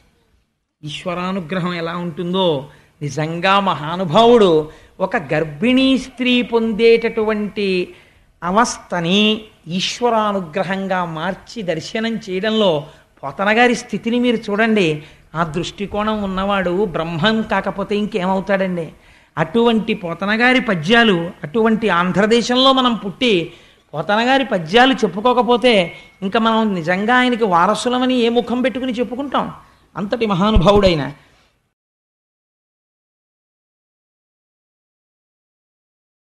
కాబట్టి లోపల కృష్ణ పరమాత్మ పెరుగుతున్నారు. ఇక్కడ నేను మీకు ఒక చిన్న తత్వం గురించి ఒక మాట చెప్పాలి, లేకపోతే మీరు నా మీద కోప్పడతారు. రథంలో బయలుదేరినప్పుడు దేవకీ వసుదేవులు కంసుడు సారథ్యం చేసేటప్పుడు ఆయన మనస్సులో ఏమీ ఖేదభావన లేదు కదా, దేవకి ఎందు ప్రేమతో ఉన్నాడు. మరి అశరీరవాణి ఎందుకు పలికినది అంటే మీరు బాగా జాగ్రత్తగా గమనిస్తే మీకు ఈ తత్వం అర్థమైందనుకోండి, మీకు ఉపనిషత్తు అర్థమైనట్టు. ఏమవుతుంది అంటే ఈ కంసుడు ఎవరు? క్రిందటి జన్మలో కాలనేమి. కాలనేమి అనగా ఏమి? నేమి అంటే ఇరుసు, కాలము అంటే చక్రము. కాలం ఎప్పుడు ఆగదు కదండి, వెళ్ళిపోతూ ఉంటుంది. అది కాలచక్రం కాలచక్రం అంటారు. ఈ పరిగెత్తే చక్రానికి ఒక ఇరుసు ఉండాలి ఆధారంగా. ఆ ఇరుసు ఉండకపోతే చక్రాలు పరిగెత్తావు. ఈ ఇరుసు ఏమి అంటే కాలనేమి అనగా కాలమనబడేటటువంటి పరిగెత్తుతున్న చక్రాలకి ఇరుసుయే కామము. కామం అనగా అస్తమానం నేను కామం అన్నప్పుడల్లా మీరు తుచ్చకామం గురించి నేను మాట్లాడుతున్నాను అనుకోకండి. కామం అనగా కోరిక, అంతే, కోరికే. మీరు ఒక్క విషయం ఆలోచించండి. నేను ఎప్పుడో పుట్టాను, నేను ఇలాంటి హీనోపమానాలని సభలో ఉన్న ఎవరి మీద నేను ప్రయోగం చేయను, అందుకని నా మీద పెట్టుకుంటుంటాను. అంత మాత్రం చేత వీడిటువంటి నీచుడిని మీరు లోపల ఒక అభిప్రాయం పెంచుకోకండి. అది నేను ఎవరి మీద పెట్టడం నాకు ఇష్టం ఉండదు. ఈశ్వర స్వరూపమైన సభకి నమస్కారం అన్న తర్వాత నేను ఎప్పుడో పుట్టాను. పుట్టిన తరువాత నాకేం తెలియదు, నేను ఎక్కడో పడుకుని ఉండుంటాను బహుశా. కొంచెం పెద్దవాడిని అయ్యాను. నా మొదటి కోరిక ఏమి? ఎప్పుడూ మా అమ్మ గుండెల మీద పడుకోవాలి అని అయి ఉంటుంది. ఎందుకంటే అది భయాన్ని పోగొట్టే స్థానం. అమ్మ ఒళ్ళో ఉన్నా, అమ్మ గుండెల మీద ఉన్నా అస్సలు భయం ఉండదు. ఎంత గొప్పవాళ్ళు ఎత్తుకొనివ్వండి, అమ్మ లోపల కడుతుంటే అమ్మా అని చేతులు వేసేస్తాం, ఎందుకంటే అది భయరహిత స్థానము. కాబట్టి మొదటి కోరిక ఏమి? అమ్మతో ఉండుట. తర్వాత అమ్మ ఎవరిని చూపించింది? నాన్నగారిని చూపించింది. ఇప్పుడు ఏమిటి కోరిక? నాన్నగారి సైకిల్ ఎక్కడం, నాన్నగారితో వెళ్ళడం, నాన్నగారి కాళ్ళట్టుకోవడం, నాన్నగారితో ఆడుకోవడం, నాన్నగారు హార్మోనియం వాయిస్తూ పాట పాడుతుంటే పక్కన కూర్చుని వినడం, నాన్నగారు శంకర శతకంలో పద్యాలు రాసుకుంటుంటే పక్కన కూర్చుని చూస్తూ ఉండడం, నాన్నగారు ఆసువుగా శంకరుడి మీద పద్యాలు చెప్తుంటే విని పొంగిపోతూ ఉండడం. అది ఒకనాడు కోరిక. ఆ తరువాత ఏమైనది? ఏదో చదువుకోవాలని కోరిక. ఆ తర్వాత ఏమైంది? ఒక ఆవిడ్ని పెళ్లి చేసుకోవాలని కోరిక. తర్వాత ఏమైంది? ఓ 2 పిల్లలు పుడితే బాగుండు, అది ఓ కొడుకో కూతురు అయితే బాగుండు, పుట్టారు. ఆ తర్వాత ఏమైంది? వాళ్ళిద్దరూ బాగా యోగ్యులైతే బాగుండు. ఆ తర్వాత ఏమైంది? ఆ కొడుకు ఏదో ఇంజనీర్ అయితే బాగుండు, వాడు అవుతున్నాడు. ఆ తర్వాత ఏమవుతుంది? వాడికి ఒక మంచి కంపెనీలో ఉద్యోగం వస్తే బాగుండు, వస్తుంది. వాడికి నెలకి నేను గంట సేపు లెక్క పెట్టేంత డబ్బు జీతంగా వస్తే బాగుండు, వస్తుంది. నా కూతురుకు ఒక మంచి సంబంధం వస్తే బాగుండు, దాన్ని కడుపులో పెట్టుకునే అత్తారు వస్తే బాగుండు, వచ్చారు. పెళ్ళయింది, దాని కడుపున మంచి పిల్లలు పుట్టారు, వాడికి పిల్లలు పుట్టారు. అయితే నేనేం అవుతున్నాను? మీరు ఒక్కసారి ఆలోచించండి. ఈ కోర్కెల రూపంలో నా జీవిత కాలము వెళ్ళిపోతుంది కదా. ఈ కోర్కెలు కనపడుతున్నాయి. ఇప్పుడు వాట్ ఈజ్ యువర్ అచీవ్మెంట్ అని ఎవరైనా అడిగారు అనుకోండి, ఏమి సాధించారు మీరు? ఇలా చెయ్యేసుకు చెప్పండి నాకు అన్నారు అనుకోండి. పుట్టానండి, పెరిగానండి, ఒక ఆవిడ్ని పెళ్ళాడానండి, 2 పిల్లల్ని కన్నానండి, వాళ్ళు చదువుకుంటున్నారండి, ఏదో ఇప్పటికి ఇన్ని లక్షలు సంపాదించానండి ఎఫ్సీలో పనిచేసి, అందులో ఇంత తినేశానండి కడుపుకి, ఏదో ఇంత బ్యాంకులో వేశాను, ఓ ఇల్లు కట్టాను, ఈ మధ్య అపార్ట్మెంట్లో ఫ్లాట్ కొనుక్కుని గృహప్రవేశం చేశాను. ఇంతకు మించి ఇన్ టర్మ్స్ ఆఫ్ డిజైర్స్ మీకున్న కోరికలు తీరితే సుఖములుగా, తీరని కోరికలైతే దుఃఖములుగా. ఏదో నేను డాక్టర్ అవుదాం అనుకున్నానండి, అవలేకపోయాను, అందుకు ఏడుస్తుంటాను అప్పుడప్పుడు. అసలు ఆ కోరికుంటే నేను ఉదాహరణకి చెప్తున్నాను అంతే. కాబట్టి ఇప్పుడు ఏమైంది? జీవితం అనగా తీరిన కోరికల వలన కలిగినటువంటి సుఖము ప్లస్ తీరని కోరికల వలన కలిగిన దుఃఖము ఈజ్ ఈక్వల్ టు ఇన్ని సంవత్సరముల నీ జీవితము కదా. కాబట్టి కామమే ఇరుసు, కాలమే పరువు. అయిపోయింది, పడిపోయిన శరీరం, ఏం చేశావు అని ఒకడు అడుగుతాడు. తర్వాత వాడికి జవాబుదారి, వాడు అడుగుతాడు, నీకు ఇచ్చా మనుష్య శరీరం, నీకేదో 80 సంవత్సరాలు ఆయుర్దాయం ఇచ్చా, రోజు పూజ గదిలో 8 నిమిషాలు కూర్చునేవాడివి, 8 నిమిషాల్లో 7 నిమిషాలు మళ్ళీ ఆఫీసులోనో ఫ్రెండ్స్ దగ్గర తిరిగేవాడివి మనస్సుతో, 1 నిమిషమే నా దగ్గర ఉండేవాడివి. కాబట్టి 80 సంవత్సరాల జీవితంలో నువ్వు ఊళ్ళెళ్ళి అక్కడికెళ్ళి ఇక్కడికెళ్ళి ఎగ్గొట్టేసిన పూజలు తీసేస్తే నువ్వు 80 ఏళ్ల జీవితంలో నిక్కచ్చిగా చేసిన పూజ 40 నిమిషాలు. నీకు ఎందుకు ఇవ్వాలరా మళ్ళీ మనుష్య జన్మ అంటే ఏం చెప్పని జవాబు. కాబట్టి ఏమైంది అంటే కాలము కోర్కె రూపములో పోయినది. కాబట్టి ఆ నేమి ఇరుసు కామమే కంసుడు. ఇప్పుడు ఎలా వచ్చాడు? కంసుడిగా వచ్చాడు. ఇప్పుడు ఏం చేస్తాడు? అదే అలవాటు ఆయనకి. లోపల ఉన్నవాడెవరు? దేవకీ వసుదేవులు ఉన్నారు ఇక్కడ. ఎవరా దేవకీ వసుదేవులు? వసుహు కూర్చున్నాడు, దేవుడు ఇక్కడే ఉన్నాడు. నీవారస్సూకవత్తన్వి పీతాభాస్వత్యనూపమా. ఇవాళ మా ఆఫీసులో మా స్నేహితుడు అన్నాడు, ఏమిటా బాబు ఏం చెప్పినా మళ్ళీ ఆఖరణ ఒకసారి ఇలాని ఇక్కడే ఉందంటావు, నీతో ఇదో కూడా అన్నాడు. అలాగా ఇక్కడే వసుదేవుడు కూర్చుని ఉన్నాడు. కూర్చుంటే ఆయన భార్య దేవకి. దేవకి అంటే దివ్, దివ్ అంటే ప్రకాశము. ఆ ప్రకాశము కాంతి కొడుతోంది అన్ని ఇంద్రియాలకి, జ్ఞానము అది తెలుసుకుంటోంది. ఇక్కడే ఉన్న ఆత్మ తెలుసుకోవడము ప్రకాశించడమే దేవకీ వసుదేవులు. ఉన్నది ఇది. ఇది ఉంటే నడుపుతున్నవాణ్ణి నేనని వాడు నడుపుతున్నాడు. కోరిక నడుపుతోంది కంసుడు. మనస్సు కామముగా కోరికగా రథాన్ని తిప్పుతోంది. ఈ రథాన్ని, ఈ రథంలో ఉండి ఇది తెలుసుకోవట్లేదు. ఈ రథం కోరికల కోసం తిరుగుతోంది. తిరుగుతుంటే అశరీరవాణి చెప్పింది. ఎవరి అశరీరవాణి? వేదం చెప్పింది. ఏమని చెప్పింది వేదం? నువ్వు అష్టాంగ యోగంలో 8వ మెట్టుకు చేరిన సమాధి స్థితి యందు నీ స్వస్వరూపము నీకు భాషిస్తుంది. ఇక్కడ ఉన్న ఆత్మ నీకు దర్శనమవుతుంది. అప్పుడు నీ రూపం అది, నువ్వు ఆత్మ. ఇప్పుడు నీకు ఈ ఆత్మ తెలియగానే లంపటం అంతా ఎగిరిపోతుంది. ఈ కంసుడు ఉండడు. అందుకని 8వ గర్భానికి కంసుడు చచ్చిపోతాడని చెప్పింది. వాడు ఉలిక్కి పడ్డాడు. ఈశ్వరుడు మరుగవాలి, తాను ఉండాలనుకుంటాడు. భగవంతుడి వైపుకి నడవనివ్వదు కోరిక. కాబట్టి ఏం చేస్తాడు? శివరాత్రి నాడు ఉదయం 8 అయ్యేటప్పటికి ఇక్కడ చక్కగా గోపూజ చేసుకుని, లోపల మనం అందరం అభిషేకం చేసుకుని, కుంకుమార్చన చేసుకుని, 12 గంటలకి ఇక్కడే పలహారం చేసి ఇంటికి వెళ్ళిపోయి మళ్ళీ సాయంకాలం 6ంటికి వచ్చి 12 వరకు పూజ చేసుకుందామండి అన్నాం అనుకోండి. అబ్బాయి ఎందుకండి బాబు, ఏదో శివరాత్రి ఆదివారం నాడు కలిసి వచ్చింది, ఇంట్లో శివశివ అనుకుంటే చాలదు ఏంటండి అంటాడు. మిగిలిన టైం ఏం చేస్తావు? టీవీ చూడాలి. అందుకు ఇదంతా 3 మాటలు శివశివ దేనికోసం అంటే మిగిలింది టీవీ చూడడం కోసం. కాబట్టి ఏమైంది? కంసుడు నడుపుతుంటాడు. దేవకీ వసుదేవుల్ని గుప్తం చేస్తాడు. వాళ్ళు ఉండడం ఇష్టం ఉండదు, చంపేస్తానంటుంటాడు. ఈ రహస్యం తెలియకూడదు. తెలియనివ్వకో, చంపేస్తాను 8వ గర్భం. నువ్వు అష్టాంగ సిద్ధి సమాధి స్థితి వైపుకి నడవడానికి వీల్లేదు, భగ్నం చేస్తాడు ధ్యానాన్ని. అందుకని చంపుతానంటుంటాడు. ఇదే అశరీరావాణి పలకడం, కంసుని రథాన్ని నడపడం అంటే. కాబట్టి ఇప్పుడు ఏమైంది? అయితే అటువైపుకి వెళ్ళేవాడు వెళ్లకుండా మాంతాడా? ఎన్ని చట్టాలు బిగించినా వెళ్ళిపోతాడు. కాబట్టి ఏమైంది? దేవకీదేవిని కారాగారమునందు ఉంచాడు. ఇప్పుడు బాహ్యంలోనికి రండి. కృష్ణ పరమాత్మ లోపల పెరుగుతున్నారు. దేవకీదేవి ఖైదులో ఉంది. ఈ ఖైదులో ఉన్నటువంటి దేవకీదేవి గర్భంలో కృష్ణుడు ఉన్నాడు. ఇప్పుడు ఈ గర్భంలోకి ఎవరొచ్చి నిలబడ్డారో తెలుసా అండి? 33 కోట్ల మంది దేవతలు చతుర్ముఖ బ్రహ్మగారితో వచ్చారు. వచ్చి దేవకీదేవి కడుపులోకి వెళ్ళి నించున్నారు. ఇది గర్భశుద్ధి అంటే. ఏమి గర్భమా గర్భం, ఏమి అదృష్టమా తల్లిది. ఈ అదృష్టం ఎందుకు పొందిందో ఎదరవిందురు గాని. కాబట్టి ఇప్పుడు ఏం చేశారు? వాళ్ళందరూ స్తోత్రం చేస్తున్నారు. ఈశ్వర నీవు సత్యము, మొదటి మాట చెప్పారు. సత్యం అంటే మారనిది, ఎప్పుడూ ఉండునది. మరి వాళ్ళు కడుపులోకి ఎందుకు వెళ్ళావు? ఇది నీ లీల. నువ్వు కోరుకుంటే అలా కనపడుతుంటావు, ఓ తల్లి కడుపున పుట్టినట్టుంటావు. కానీ యథార్థమునకు మార్పు లేని వాడివి, మార్పు ఉన్నవాడిగా కనపడుతున్నావు. మాకో మార్పులున్నాయి చేసిన కర్మ వల్ల. నీవు మార్పు లేని వాడివి, సత్యమైన వాడివి. మేము నిత్యులము కావాలంటే ఎప్పుడూ ఉండని వాళ్ళమని మాకు భయం. అమ్మో ఉంటామా ఊడిపోతామా, ఉంటామా ఊడిపోతామా అంటుంటాడు అస్తమానమును. అందుకని ఏమిటి భయం?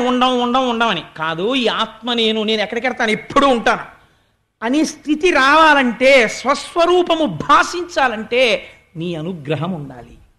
అలా రాకుండా నువ్వేం చేసావో తెలుసా? ఓ పెద్ద చెట్టు పాతావు. ఆ చెట్టు ఏమిటో తెలుసా? సంసార వృక్షము. ఈ సంసార వృక్షమునకు నీవే ఆలంబనము. నీవు ఉండబట్టి ఈ సంసార వృక్షం ఉంది, నువ్వు లేకపోతే వృక్షం ఎక్కడుంది? దీనికి 2 ఫలములు, సుఖము దుఃఖము. దీనికి 3 రసములు, సత్వ రజస్తమో గుణములు. 4 వేర్లు, ధర్మార్థ కామ మోక్షములు. దీనికి 5 రకములైనటువంటి విధానములు, శబ్ద స్పర్శ రస రూప గంధములు.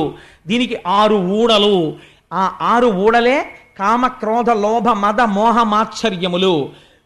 7 రకములైన పొరలు, చర్మము రక్తము మాంసము కొవ్వు అస్థి శుక్ల మేధ. దీనికి 8 కొమ్మలు ఈ చెట్టుకి. ఇవే 2 చేతులు, 2 కాళ్ళు, 4, 5 నోరు, 6 కంఠము, 7 హృదయము, 8 ఉదరము. ఈ 8 కలిపి 8 కొమ్మలు. ఈ చెట్టుకి 9 తొర్రలు, 2 కళ్ళు, 2 ముక్కులు, 2 చెవులు, 6 నోరు, 7 మలద్వారం, 8 మూత్రద్వారము, 9 తొర్రలున్న చెట్టు. నీ ఆజ్ఞ అయ్యే వరకు ఇందులో 10 వాయువులు, ప్రాణ అపాన వ్యాన ఉదాన సమాన నాగ కూర్మ కృకర ధనంజయ దేవదత్తములు. ఈశ్వర, ఇది నువ్వు సృష్టించిన చెట్టు. దీని యందు లంపటమునందు పడున్నారు ప్రపంచంలో ఉన్న మనుష్యులందరూ. దీని మీద 2 పిట్టలున్నాయి. ఒక పిట్ట ఎప్పుడూ ఏమీ తినకుండా సంతోషంగా ఉంటుంది, ఓ పిట్ట ఎప్పుడూ తిని ఏడుస్తుంటుంది. ఏమిటా పిట్ట అంటే, ఒకటి ఆత్మ. ఆత్మయే జీవుడన్నవాడే ఆత్మ. కానీ అందులోంచి ప్రతిబింబంలా బయటికి వచ్చి నేను జీవుడనని తిని ఏడుస్తూ ఉంటాడు, తినక సంతోషంగా ఉంటాడు పరమాత్మ. ఆయన ఎప్పుడూ ఆనందమే. ఆ పరమాత్మ సాక్షిగా ఉంటాడు, తెలుసుకుంటూ ఉంటాడు. ఇది అసలు స్వరూపం. నీవు అనేక శరీరములను తీసుకున్నావు. ఏ శరీరము తీసుకుని నువ్వు వచ్చినది మాత్రము లోకమును రక్షించడానికే వచ్చావు. అటువంటి మహానుభావుడివి నువ్వు అని వాళ్ళు అన్నారు. ఒక చిత్రమైనటువంటి మాట అన్నారు. మహానుభావా, అయితే ఈ విషయాన్ని అందరూ తెలుసుకోలేరు. ఒక ఈశ్వరుడే లోక కళ్యాణం చెయ్యడానికి ఒకసారి తెల్లగా, ఒకసారి ఎర్రగా, ఒకసారి నల్లగా, ఒకసారి పావులు మెళ్ళో వేసుకొని, ఓసారి 4 ముఖాలతో, ఒకసారి శేషతల్పం మీద పడుకొని ఉంటాడని జ్ఞాపకం ఉండదు. ఎందుకు ఉండదో తెలుసా అంటే, మాయచేత ఎరుకమాలిన వారలు బహువిధంబుల నిన్ను పేరుకొండ్రు, ఎరుక కలిగిన వారు ఏకచిత్తంబున వివిధ మూర్తులుయును నీవేయండ్రు. మాయ కమ్మేసిన వాడికి భగవంతుడు ఏదో ఒక రూపంలోనే ఉన్నాడంటాడు, మిగిలినవి భగవంతుని యొక్క రూపాలు కావంటాడు. అంటే వాడు మాయ చేత కట్టబడ్డాడు. మాయ నీ అనుగ్రహంతో వదిలినవాడు ఆ ఈశ్వరుడే ఇన్ని రూపాలతో ఉన్నాడు అనగలుగుతాడు. కాబట్టి ఈశ్వర, నువ్వు ఆ జ్ఞానం ఇవ్వాలి. ఆశ్చర్యం ఏమిటో తెలుసా? నువ్వు నోరిచ్చి నీ నామము చెబితే గట్టెక్కిస్తానంటే, నీ నామం చెప్పడం కూడా కొందరికి బరువే. ఆ నామం కూడా చెప్పక అధోగతి పాలైపోతుంటారు. సరికదా, నీ నామాన్ని విమర్శిస్తారు, నీ కథల్ని విమర్శిస్తారు. నువ్వు ఇచ్చిన నోటితో ఎంత ఆశ్చర్యమో చూడు. చెప్పడం చెప్పేస్తున్నారు, విమర్శించడం విమర్శిస్తున్నారు. అధోగతుల పాలైపోయాక తెలుసుకుంటారు ఏమైపోయారు. ఇది దుర్వినియోగం చేస్తున్నారు. లోకం ఇలా నడుస్తోంది. కానీ మాయందు అనుగ్రహించి, మహానుభావ, ముచ్చిరియున్నది లోకము నిచ్చలుకం సాధి కలులు నిర్దయులేచన్ మచ్చిక కావవలయును విచ్చేయుము తల్లి కడుపు వెడలిబుకుందా. కంసాదులు రాజ్యం చేస్తూ భక్తులైనటువంటి వాళ్ళని నిగ్రహిస్తున్నారు. కాబట్టి స్వామి, నువ్వు అమ్మ గర్భంలోంచి బయటికి రావలసింది ముకుందా అని ప్రార్థన చేశారు. ప్రార్థన చేసిన తరువాత ఇక్కడ కంసుడి పరిస్థితి మహాదారుణంగా ఉంది.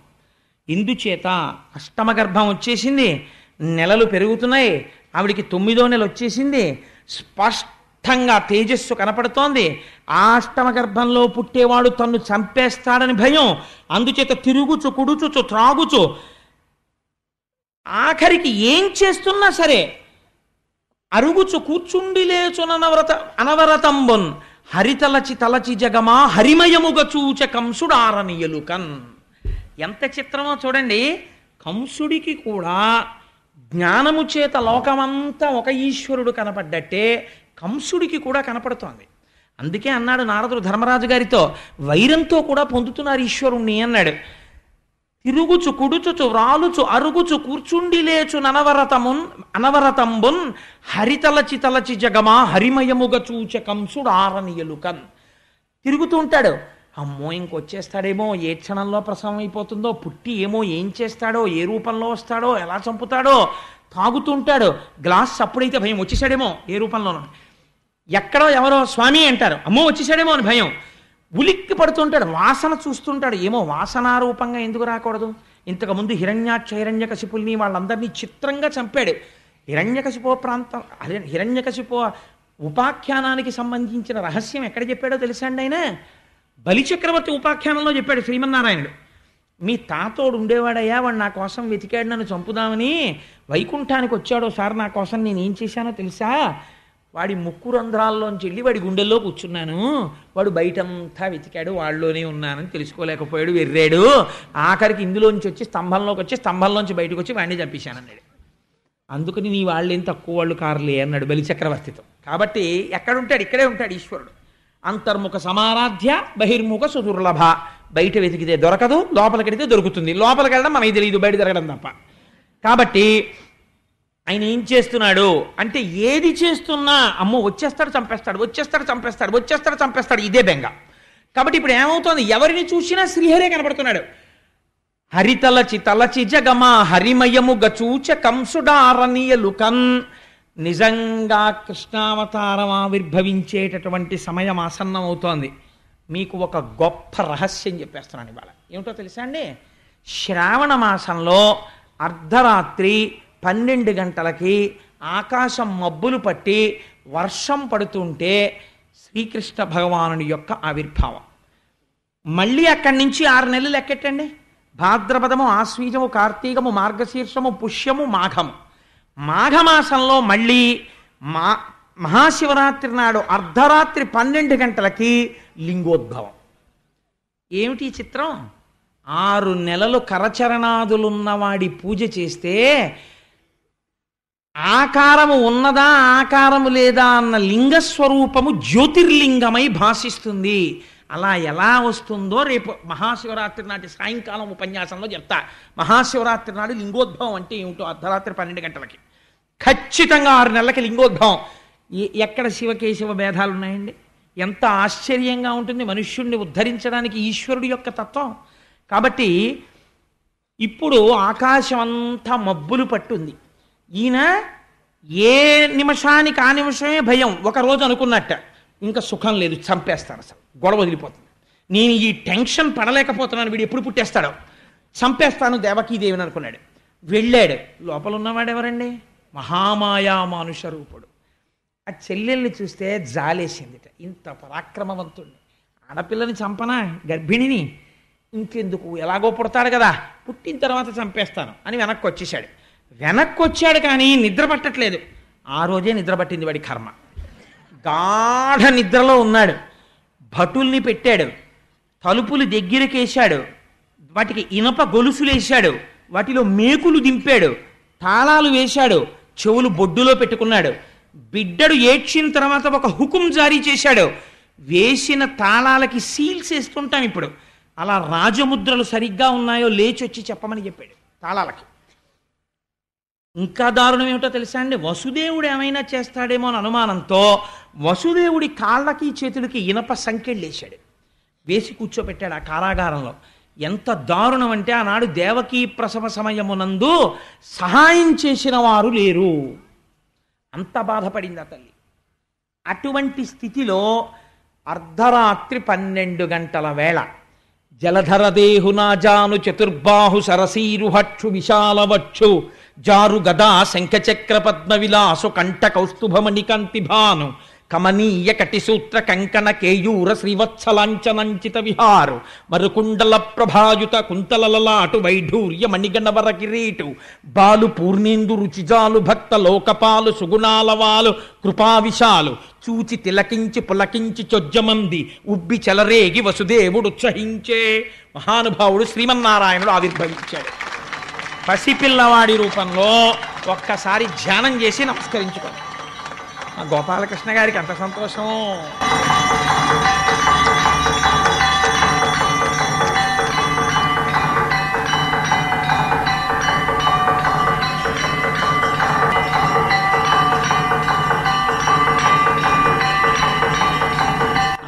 నీరాజనం తీసుకోండి అమ్మా. కృష్ణ జననం వినడం అంటే దశమస్కంధాంతర్గతంగా ఎంత అదృష్టం ఇంక ఇవాళ నుంచి. అందుకని జలధరదేహు నాజాను చతుర్బాహు సరసీరుహక్షు విశాలవక్షు. పోతన గారికి సీసం అలా పడింది ఆ పద్యం.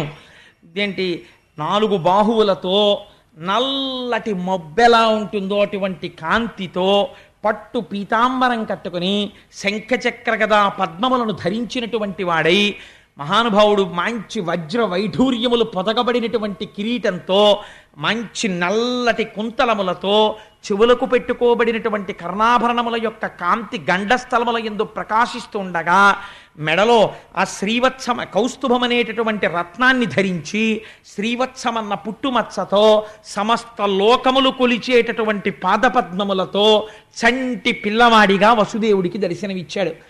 అటువంటి పిల్లవాణ్ణి చూసి నిజంగా వసుదేవుడు సంకెళ్లలో ఉన్నాడు. ఏమి పద్యం వేసేశారండి పోతన గారు. దర్శనం చేస్తూ కళ్ళ నీళ్లు చిప్పిళ్ళి ఘట్టంగా జరిగింది. జలధరదేహు నాజాను చతుర్బాహు సరసీరుహక్షు విశాలవక్షు జారు గదా శంఖచక్ర పద్మ విలాసు కంఠ కౌస్తుభమణి కాంతిభాను కమనీయ కటిసూత్ర కంకణ కేయూర శ్రీవత్సలాంఛనంచిత విహారు మరుకుండల ప్రభాయుత కుంతలలలాటు వైఢూర్య మణిగణ వరకిరీటు బాలు పూర్ణేందు రుచిజాలు భక్త లోకపాలు సుగుణాలవాలు కృపావిశాలు చూచి తిలకించి పులకించి చోద్యమంది ఉబ్బి చెలరేగి వసుదేవుడు ఉత్సహించే. పొంగిపోయాట పిల్లాన్ని చూసి. పొంగిపోయి అన్ని లోకములను కాపాడేటటువంటి వాడు నాకు కొడుకుగా పుట్టాడు. మామూలుగా కొడుకు పుడితేనే గోదానం చేస్తారు, వస్త్రదానం చేస్తారు, హిరణ్యదానం చేస్తారు. నాకు శ్రీమన్నారాయణుడు కొడుకుగా పుట్టాడు, నేను ఎన్ని చెయ్యాలి? కానీ కొడుకు పుట్టినప్పుడు సచేల స్నానం చెయ్యాలి. నేను స్నానం చెయ్యడానికి కూడా లేదని స్నానము చేయక రామిని ఆనందరసాబ్ధిమగ్నుండై ధేనువులను 10,000 విప్రులకును మానసికముగా ధారవోసమరి ఇచ్చుటకొన్. వెంటనే ఆ కృష్ణ దర్శనంతో కృష్ అంటే నిరతిశయ ఆనంద రూపుడు. ఆ ఆనందంలో తాను స్నానం చేసేసట. స్నానం చేసేసి ఒక్కసారి నీళ్లు ముట్టుకున్నట్ట. మానసికంగా 10,000 మంది బ్రాహ్మణులకు 10,000 గోవుల్ని దానం చేశాట. నేను కారాగారం నుంచి బయటికి వచ్చిన తరువాత నా మొక్కు తీర్చుకుంటాను అనుకున్నట్ట. అని స్వామిని చూసి ఒక చిత్రమైనటువంటి మాట ఒకటి అంటాడు. ఆ పిల్లవాడిని చూసన్నాడు, ఏ నిన్ను అఖిల దర్శను జ్ఞానానంద స్వరూపు సంతు నపరాధీను ని మాయా దూరుని శూన్యునిగా కంటి ఇట్టి చొజ్జము కలదే. ఎన్ని బ్రహ్మాండములున్నాయని మనం ఊహించగలమో అన్ని బ్రహ్మాండములలో నిండి నిబిడీకృతమై మాయకి దూరముగా ఉండగలిగి అందరినీ సాధు పురుషుల్ని కాపాడగలిగినటువంటి ఓ దేవదేవోత్తమా, నీవు నా తేజస్సుగా మారి నా భార్య యందు ప్రవేశించి నాకు కొడుకుగా పుట్టి శ్రీమన్నారాయణుడికి వసుదేవుడికి తండ్రి అన్న కీర్తిని నాకు ఇచ్చావా? ఏం ఆశ్చర్యం తండ్రి అని నమస్కరించాడు. దేవకీదేవి ఉంది, సర్వము నీలోనిదిగా సర్వాత్ముడవాత్మ వస్తు సంపన్నుడవై సర్వమయుడవగు నీకును సర్వేశ్వర లేవు లోను సంధులు వెలయన్. తన కడుపున పుట్టిన కొడుక్కి తాను నమస్కరిస్తోంది. ఈశ్వర, ఇది లేదు ఇది ఉంది అని చెప్పడానికి లేదు. దృశ్యతే శ్రూయతేపి వా అంతర్బహిశ్చ తత్సర్వం వ్యాప్య నారాయణ స్థిత. అన్నీ నీయందున్నాయి. అన్నీ నీయందున్న వాడివి నీవు నాయందు కొడుకుగా పుట్టావు. ఏమి భాగ్యం చేసుకున్నానయ్యా అని పొంగిపోయింది.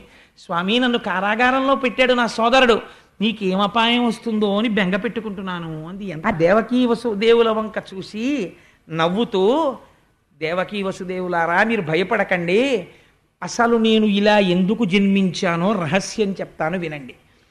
స్వయంభౌమనువు యొక్క మన్వంతరంలో మీరిద్దరూ కూడా ఒక ప్రజాపతి భార్య. నీ పేరు సుతపుడు, ఆమె పేరు పృష్ణి.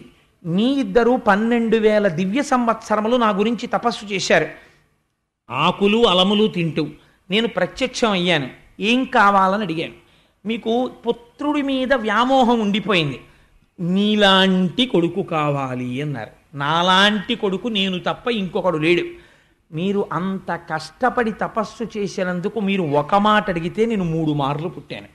ఒకసారి మీకు పృష్ణి గర్భుడిగా పుట్టాను. రెండవసారి మీరు అదితి కశ్యపులుగా ఉంటే వామనమూర్తిగా పుట్టాను. ఇప్పుడు దేవకీ వసుదేవులుగా ఉండగా కృష్ణ భగవానుడిగా పుట్టాను. ఈ అవతారంలో ఒక గొప్పతనం ఉంది. అంతరార్థం తెలిసినా తెలియకపోయినా నా కథ విన్ని నన్ను స్మరిస్తూ నా గురించి చెప్పుకుంటూ మోక్షం పొందేయండి అన్నాడు. ఆనాడు ఆ అమ్మకైనా మనకైనా అదే వరం. ఆయన గురించి చెప్పుకు వింటే చాలు ఆయన వరం ఇస్తాడు. కాబట్టి అటువంటి వాడై అర్ధరాత్రి 12 గంటలకి జన్మించాడు. జన్మిస్తే చిత్రం ఏమిటంటే ఈ మాటలు చెప్పిన తరువాత ఒక రహస్యం చెప్పాడు. ఇదే సమయమునందు యమునా నదికి ఆవలి ఒడ్డున ఉన్న నందవ్రజంలో నా యొక్క శక్తి స్వరూపమైన యోగమాయాదేవి యశోదాదేవి యొక్క గర్భమునందు జన్మించింది ఆడపిల్లగా.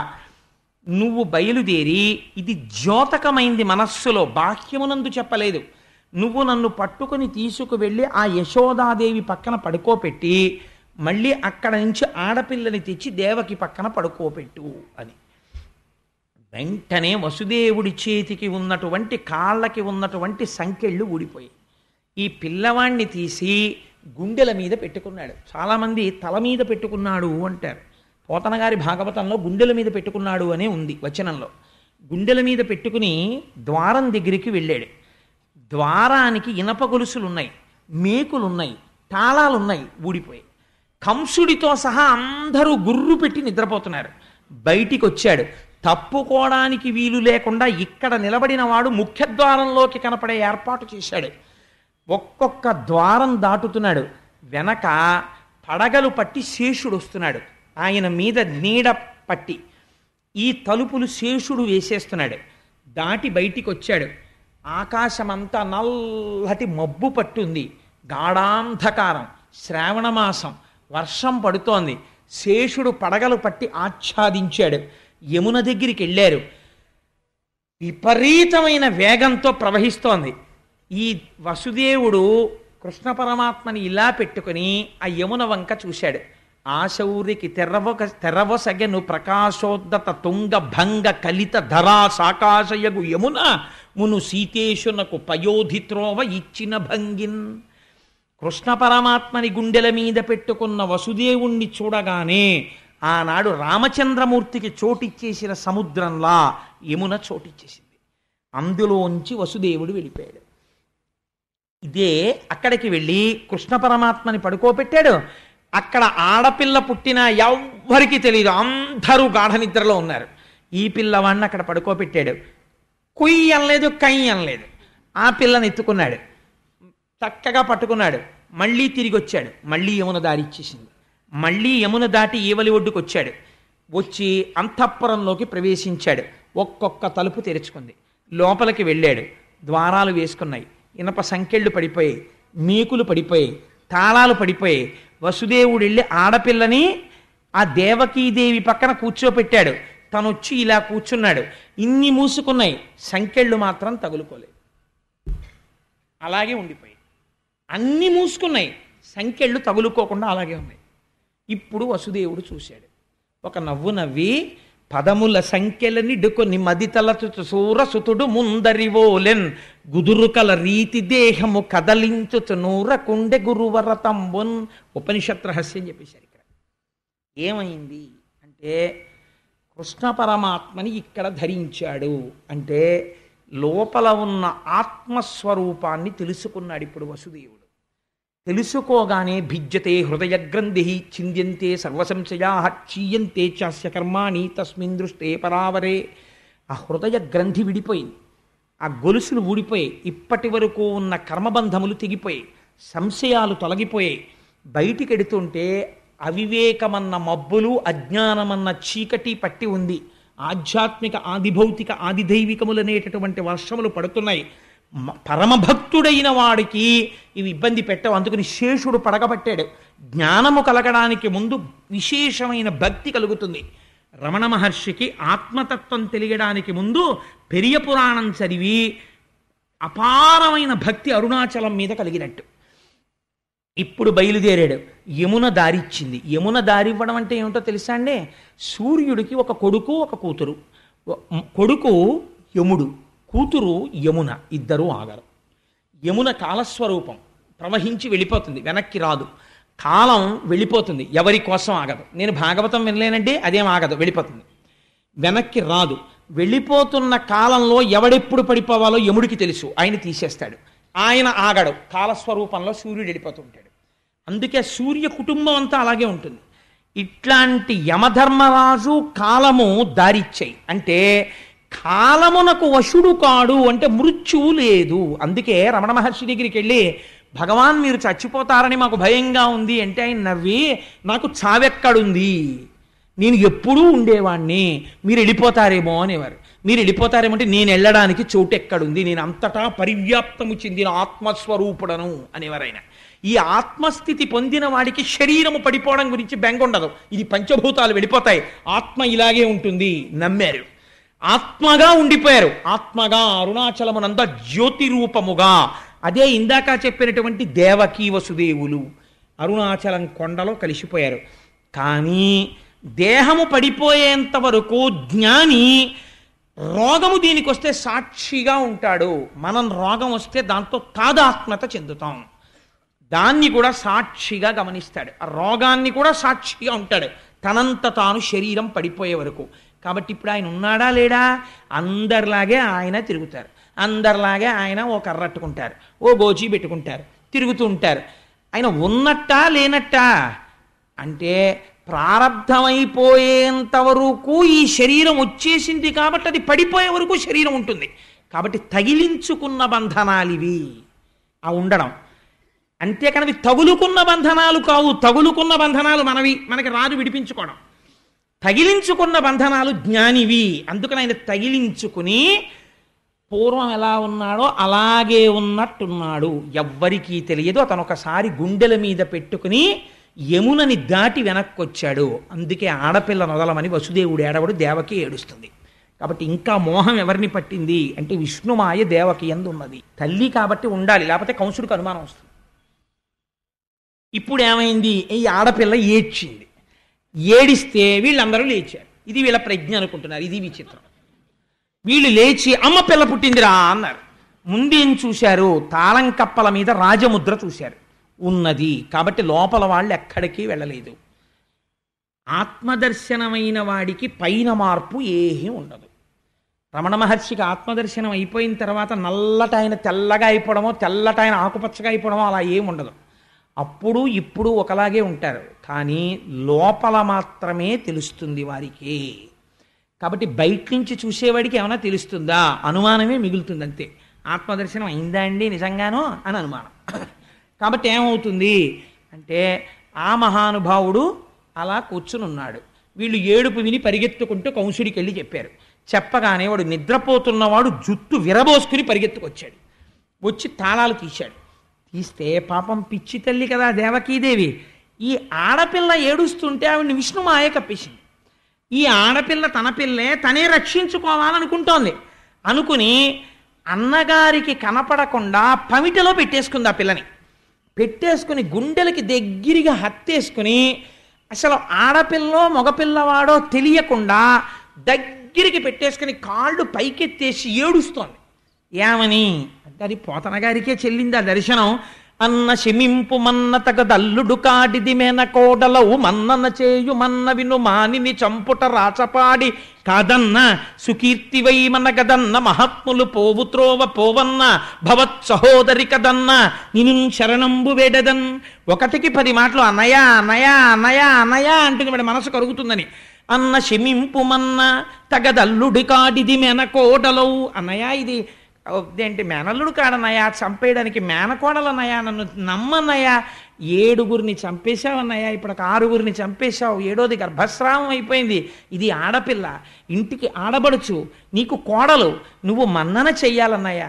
మహాత్ములు పోవుత్రోవ పోవన్న పసిపిల్ల ఆడదాన్ని చంపాడన్న అపఖ్యాతి నువ్వు కట్టుకోకన్నయ్యా, విడిచిపెట్టన్నయ్యా, ఈ పిల్లనైనా బతకని అన్నయ్యా అని చెప్పి పాపం ఏడుస్తోంది. ఏడుస్తూ ఇంతమందిని చంపేశావు కదా, కనీసం నాకు పుత్రుడు నీ బ్రతుకునకు ను శత్రుండని వింటి కాన సమయింపతగున్ పుత్రులకు నోచనైతి ని పుత్రీదానంబు చేసి పుణ్యము కనవే. అన్నయ్య కొడుకులు పుడితే నిన్ను చంపేస్తారని చంపేశావు, నేనేమనలేదు. ఇది ఆడపిల్ల, నేను నా కూతురు దక్కిందని నేను అనుకోను. మా అన్నయ్య నాకు పుత్రిక దానం చేశాడని చెప్పుకు బతుకుతానన్నయ్య, వదిలేయన్నయ్య, ఆడపిల్లను వదిలేయన్నయ్య అని ఏడుస్తోంది. కళ్ళకి కట్టించి క్యాన్వాస్ మీద గీశారండి అక్షరాలతో పోతన గారు. అది ఆయన రచనా ప్రౌఢిమ. వీడు మహోగ్రతతో సోదరిని నిందించాడు. నిందించి అటు వెతికి ఇటు వెతికి ఆ పసిపిల్ల యొక్క 2 కాళ్ళు పట్టుకుని లాగేశాడు. లాగేసి గిర్ర గిర్ర గిర్ర గిర్ర తిప్పి బండకేసి కొట్టాడు. కొడితే ఈ పిల్ల బండకి తగలడం మాని పైకి వెళ్ళిపోయింది, ఆకాశంలోకి వెళ్ళిపోయి దివ్యమైనటువంటి రథమునందు ఆరూఢి అయి అక్కడ కూర్చునుంది. అటు నుంచి విమానాల్లో ఇంతమంది దేవతలందరూ వచ్చి నిలబడ్డారు. శ్రీమన్నారాయణుడు వరం ఇచ్చాడు, నిన్ను 14 నామాలతో పిలుస్తారు. దుర్గా, భద్రకాళి, విజయ, వైష్ణవి, కుముద, చండిక, కృష్ణ, మాధవి, కన్యక, మాయ, నారాయణి, ఈశాన, శారద, అంబిక. భాగవతాంతర్గతంగా ఈ 14 నామాలు ఎవరు వింటున్నారో ఆ విన్న వాళ్ళందరికీ ఏతించి చూచి చెలగుచు, అలాంటి వాళ్ళకి, నిన్ను చూసిన వాళ్ళకి, నామం విన్న వాళ్ళకి, పేరు పలికిన వాళ్ళకి దేశంలో నువ్వు ఎక్కడెక్కడున్నా నీకు రక్షించడం తప్ప ఇంకోటి తెలియదు, అలా రక్ష చేస్తావన్నావు అన్నారు.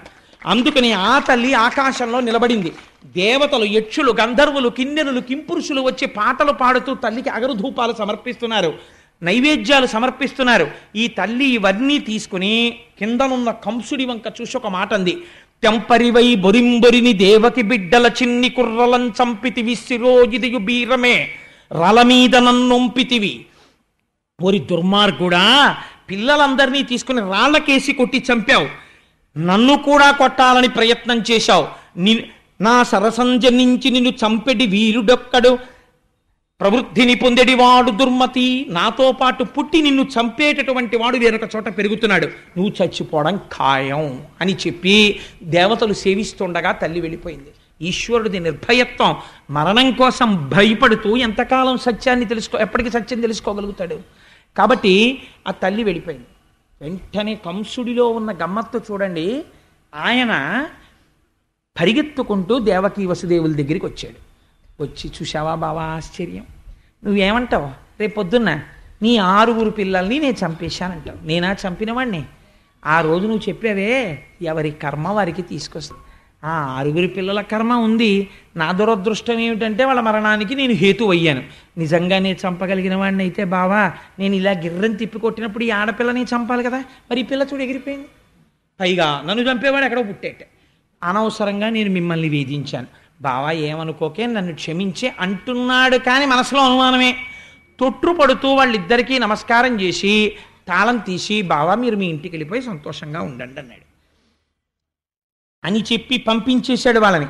పంపించేస్తే అవతల నందవ్రజంలో ఒక ఆశ్చర్యకరమైనటువంటి సంఘటన జరిగింది. ఆయన మహానుభావుడు కృష్ణ పరమాత్మ అక్కడ ఆవిర్భవించి ఉన్నారు. అక్కడ నందవ్రజంలో ఉన్న వాళ్ళందరికీ తెలివొచ్చింది. ఒక్కసారి తెలివొచ్చి వాళ్ళు లేచి చూశారు. చూసి, ఏమిట్రా పిల్లాడు పుట్టాడు అనుకున్నారు. ఆ పిల్లవాడేమీ ఏడవలేదు. కానీ పొంగిపోయింది యశోద. ఎంత అదృష్టం, ఇన్నాళ్ళకి నాకు కొడుకు పుట్టాడు అనుకుంది. ఈ వార్త నందవ్రజంలో ఉన్న వాళ్ళందరూ పరమసాత్వికులై ప్రేమమూర్తులై ఉంటారు. మధురలో ఉన్న వాళ్ళు కృష్ణుడు వచ్చేంత వరకు రాజసగుణంతో ఉంటారు. మధురంగా తిప్పుతుంది మనస్సు. అందుకని మధురకి కంసుడు నాయకత్వం ఉన్నంతసేపు ఆ మధుర మనమెవ్వరం వెళ్ళి నిలబడే మధురగా ఉండదు. నందవ్రజం భగవద్భక్తులతో నిండి ఉంటుంది, గోవులతోటిని. అందుకని అక్కడ ఉన్న వాళ్ళకి అమాయకత్వం ఏమీ తెలియదు. వాళ్ళు పొంగిపోయారు. ఏమని? ఏమి నోమ ఫలమో ఇంత ప్రొద్దొక వార్త వింటిమ బలలా రవీనులరా, మన యశోద చిన్ని మగవాని కననట చూచివత్తమమ్మ సుధతులారా, చక్కనివాడు చిక్కినాడు నల్లనివాడు దక్కినాడు, ఏ పూర్వ పుణ్యమో ఏ నోము ఫలమో అంటారు వాళ్ళు. ఈ గోపకాంతలకి సంతోషం. ఇన్నాళ్ళకి మళ్ళీ మనం విన్నాం, ఎప్పటి నుంచో కొడుకుల్లేరని బెంగ పెట్టుకుంది యశోద. ఇన్నాళ్ళకి కొడుకు పుట్టాడు. ఎటువంటి కొడుకు? ఏమి నోమ ఫలము ఇంత ప్రొద్దొక వార్త వింటిమ బలలా రవీనులరా, మన యశోద చిన్న మగవానికనట. ఆ పద్యంలో అందం చూడండి. పలికెటిది భాగవతమట, పలికించు విభుండు రామభద్రుండట. చిన్ని మగవానికనట ఏమిటండి? చిన్ని మగవాణ్ణి కనకపోతే పెద్ద మగాన్ని కంటారేంటి అసలు ఎక్కడైనా? అంటే వాళ్ళకి అసలు తలగడుక్కుంటే కాళ్ళు కడుక్కోవడం, కాళ్ళు కడుక్కుంటే తలగడుక్కోవడం తెలియదు వాళ్ళకి. అంత అమాయకత్వం ఆ గొల్లలకి. అందుకని వాళ్ళు మాట్లాడేటప్పుడు అలాగే మాట్లాడతారు. అందుకని మన యశోద చిన్న మగవానికనట చూచివత్తమమ్మ సుధతులారా అని అక్కడికి వెళ్ళారు. ఆ వెళ్ళేటప్పుడు పోతన గారు ఒక అద్భుతమైనటువంటి లైవ్ టెలికాస్ట్ ఒకటి ఇచ్చారండి. వీళ్ళందరూ పరిగెత్తుకుంటూ ఆ యశోద ఉన్నటువంటి గృహానికి వెళ్ళారట. ప్రసూతి గృహంలోకి మగవాళ్ళు వెళ్ళరు, ఆడవాళ్ళు వెడతారు. అందుకని ఆడవాళ్ళందరూ లోపలికి వెళ్ళారు. ఎంత తొందరతో వెళ్ళారంటేట మనం తొందరగా వెళ్ళి చూడాలి, కొడుకు పుట్టేట యశోదకి అని పరుగు పరుగున వెళ్ళిపోయారట. వెళ్ళిపోయి వేడుకతోడ క్రొమ్మడులు వీడ కుచోపరిహార రేఖలల్లాడ కపోల పాలికల హాటక పత్ర రుచుల్ వినోదనంబాడ పటాంచలంబులసియాడగ చేరి యశోద ఇంటికిన్ జేడియలేగి చూచి రొగ జిష్ణుని విష్ణుని చిన్ని కృష్ణుని. ఎంత గబగబా పరిగెత్తారంటేట వాళ్ళు గబగబా ప్రసూతి గృహానికి వెళ్ళడంలో వాళ్ళు వేసుకున్నటువంటి కొప్పులు ఊడిపోయేట, వాళ్ళు వేసుకున్న హారాలు ముడులు పడిపోయి ఇటు అటు చిందరవందర అయిపోయేట. వాళ్ళందరూ బయటికి వచ్చి నిలబడి లోపల ఉన్న పిల్లాన్ని చూసి వచ్చారు. వీళ్ళకా కొడుకు పుట్టింది, యశోదకు పుట్టాడు. కానీ వీళ్ళేం చేస్తున్నారో తెలుసా అండి? ఆనందం ఏతించి చూచి చెల్లగుచ్చు నేతుల పెరుగులను పాల నీళ్లను వెన్నన్ ప్రీతి వసంతములాడిరి ఏతరుల ఈ సరస భాషల సగన్గొల్లల్. ఆ పాలు తీసి ఒకళ్ళ మీద ఒకళ్ళు కొట్టేసుకున్నారట, నెయ్యి తీసి ఒకళ్ళ మీద ఒకళ్ళు విసిరేసుకున్నారట, వెన్నముద్దలు తీసి ఒకళ్ళ మీద ఒకళ్ళు విసిరేసుకున్నారట, నీళ్ల కడవలు కుమ్మరించేసుకున్నారట, వసంతాలు ఆడేసుకున్నారట. ఎందుకంటే మన నందప్రభువుకి కొడుకు పుట్టాడు అని పొంగిపోయి వీళ్ళందరూ బయటికి వచ్చి ఒకళ్ళతో ఒకళ్ళు చెప్పుకుంటున్నారట. భయ్యంత బాగున్నాడే పిల్లాడు, యశోద పక్కన పడుకున్నప్పుడు చూశాను నేను, బుజ్జి బుజ్జి పాదాలు, ఇంతంత పాదాలు, నల్ల మేఘం ఎలా ఉంటుందో అలాంటి రూపంతో ఉన్నాడు, అరికాళ్ళు ఎర్రగా ఉన్నాయి, పువ్వులు పొట్లం కట్టినట్టుగా ఉన్నాయి, ఇంటి వేళ్ళు చిన్ని చిన్ని వేళ్ళు, ఆ చిన్ని వేళ్ళు ఇలా ముట్టుకుంటూ ఉంటే ఆ బొట్టన వేళ్ళు, దాని మీద మళ్ళీ ఇంత తెల్ల తెల్లటి గోళ్ళు, పక్కన ఇంత చిన్న పిక్క, ఓ ఇంత కాలు, ఆ కాలు ముట్టుకుంటే మెత్తగా ముసలివాళ్ల మోకాళ్ళలాగా ముడతలు పడి మోకాళ్ళు, ఇంతంత తొడలు, వాటి మీద ఇలా మూడేమో గీతలు, ఆ తొడ ఇలా అంటే మెత్తటి తొడ, సన్నటి నడుము, బుజ్జి బొజ్జ, మనం పెట్టుకున్న వెన్న ముద్దలా ఇలా ముట్టుకుంటుంటే ఎంత మెత్తగా ఉంది ఆ బొజ్జ. యశోద పాలు తాగి బుజ్జి ఇంటి చిన్ని నాభి, ఆ నాభిలోంచి అమ్మ కడుపులో ఉండగా అన్నమంతా తిన్నాడు. అంత చిన్న పిల్లాడికి వక్షస్థలం ఏమిటో విశాలంగా ఉంది, చక్కటి కంఠం, దాని మీద 3 గీతలు, బుజ్జి గడ్డం, ఎర్రటి పెదవులు, బోసి నవ్వు, చిన్ని ముక్కు, చిన్ని చిన్ని కన్నాలు, తామర రేకుల్లాంటి కళ్ళు, యశోద కళ్ళే పోలికొచ్చేసాయి.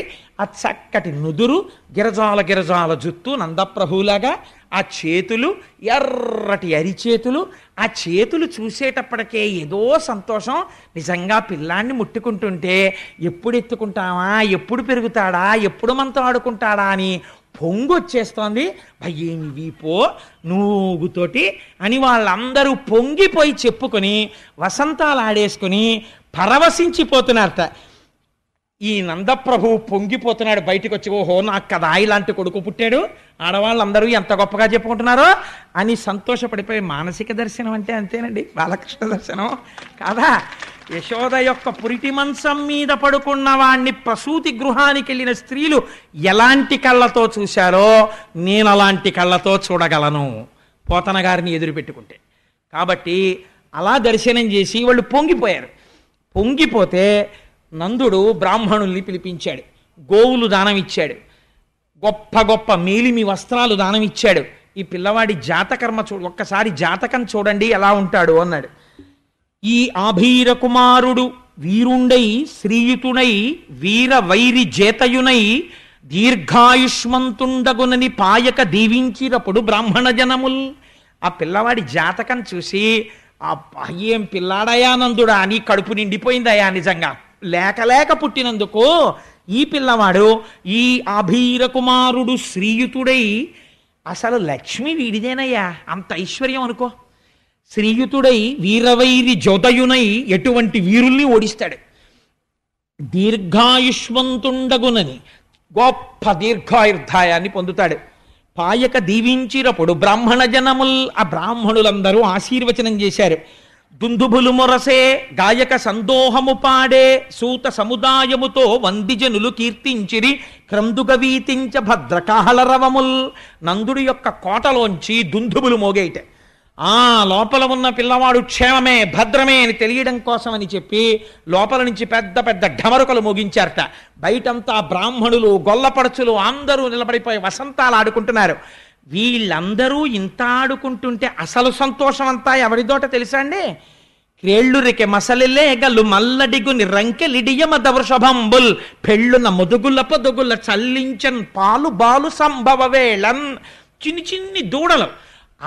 కృష్ణుడు మేము ఒక్కసారే పుట్టాం, మేము 2 రోజుల ముందు పెట్టాం, మేము కృష్ణుడి కన్నా పెద్ద. మా అదృష్టం ఏమిటో తెలుసా? రేపటి నుంచి మేము పరిగెడుతుంటాం. మేము పరిగెడుతుంటే వెనకాతల కొమ్ము బూర పట్టుకుని మహర్షులు దర్శనం చెయ్యనటువంటి పాదపద్మములు ఉన్నటువంటి మహాపురుషుడు ఆయన మా వెనకాల పరిగెడుతుంటాడు. ట్రర్ అంటుంటాడు, ఆపుతుంటాడు.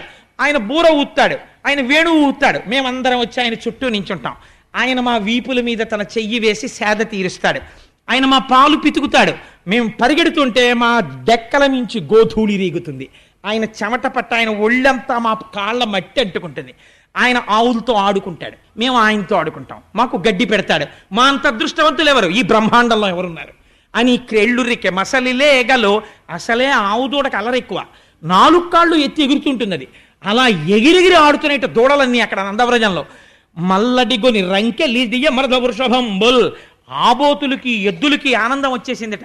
ఇంకా రేపటి నుంచి చూడండి మాకు గడ్డి పెట్టి కుడితి పెట్టి మా గంగడోలు చిన్ని కృష్ణయ్య వచ్చి పట్టు పంచె కట్టుకుని వేణు ఇలా దోపుకొని కొమ్ముబూర ఇలా సంకలో పెట్టుకుని మాకు కుడితి పెట్టి తాగండి అని మా గంగడోలు ఇలా రాస్తుంటే మేము గుటకలేస్తుంటే లక్ష్మీదేవి మీద పడినప్పుడు పొంగిపోయే చెయ్య ఏదుందో ఆ నూత్న మర్యాదంచెందు కరంబు మా కంఠాన్ని రాస్తుంది, మా వీపు నిమురుతుంది, మా డొక్కల్ని గడ్డితో తుడుస్తుంది. మేమెంత అదృష్టవంతులం.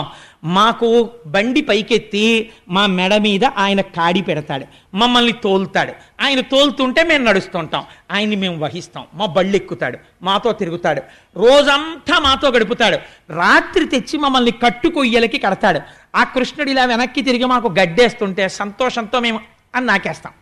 మీరు నాగలరా కృష్ణుడు అలాగా? మాకుందో అదృష్టం అని మల్లడిగొని రంకెడియ మద వృషభంబుల్.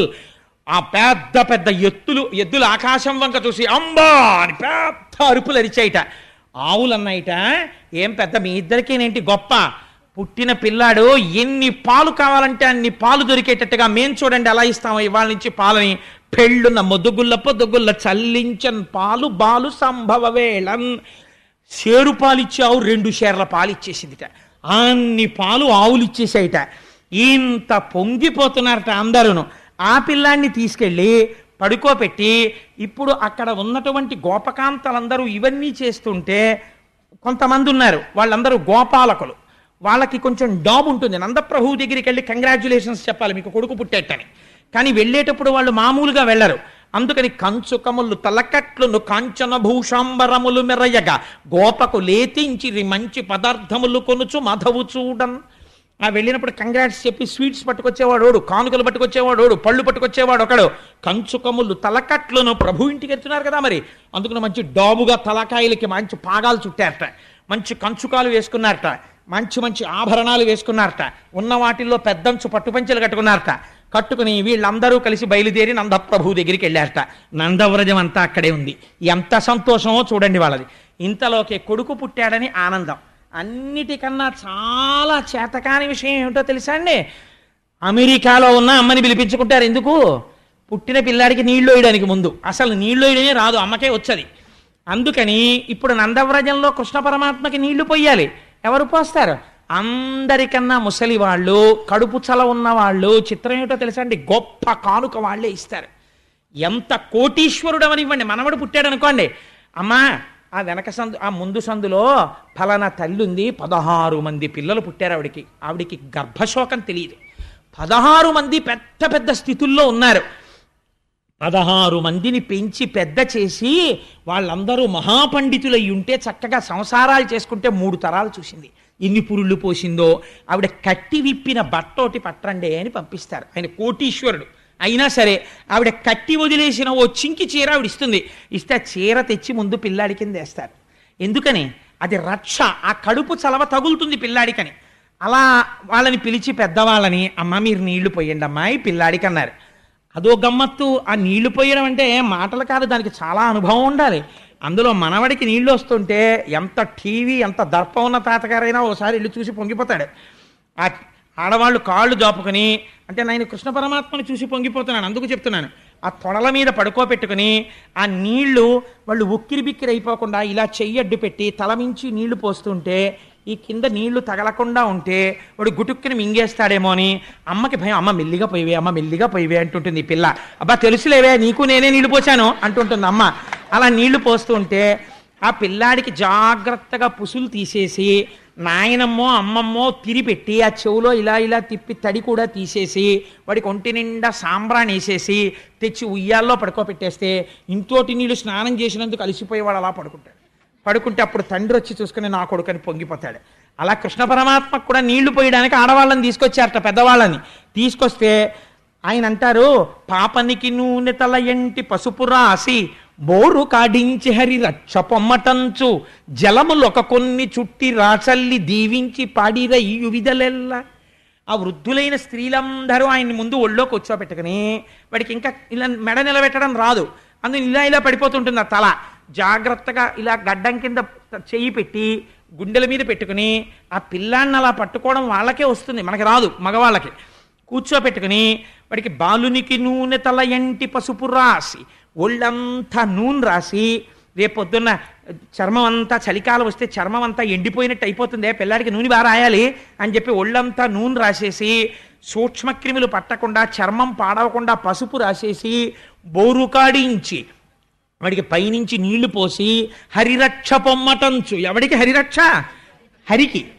జలములొక కన్ని చుట్టిరా చల్లి దీవించి కాసిని నీళ్లు చేతిలో పట్టుకుని శ్రీరామరక్ష 1000 ఆయుష్ 1000 3 పుట్ల మనవలు 6 పుట్ల ముని మనవలు 8 పుట్ల ఇను మనవలు, అప్పటి వరకు నేను బతికుండి నీ పిల్లలందరినీ చూసి మీ మనవలు ముని మనవలు వీళ్ళ పెళ్లిళ్ళన్నింటికీ నేను వచ్చి భోజనం తీసుకుని తిని వాళ్ళందరికీ నీళ్లు పోయొద్దే అమ్మా నేను అని వాళ్ళు ఆశీర్వచనాలు చేస్తున్నారు. పోతన గారు ఎంత లైవ్ టెలికాస్ట్ ఇచ్చారో చూడండి. అందుకని బాలునికి నూనె తల ఎంటి పసుపు రాసి బోరు కాడించి హరిరక్ష పొమ్మటంచు జలములొక కొన్ని చుట్టి రాచల్లి దీవించి పాడిరయ్యు విధలెల్లా. పాటలు పాడారట ఆయన మీద. ఇన్ని పాటలు పాడితే ఆయనకి నీళ్లు పోస్తుంటే పోతన గారు అంటారు, పాపం వీళ్ళకి తెలియదు చూడు ఎలా చేయించుకుంటున్నాడో ఏమీ తెలియని వాళ్ళగా, పలుతోయంబుల జగముల పలుతోయంబుల ముంచి భాషించడు యా పలుతోయగాడు పల్లవ లలనాకరతోయంబులందు చలగుచుతడియన్.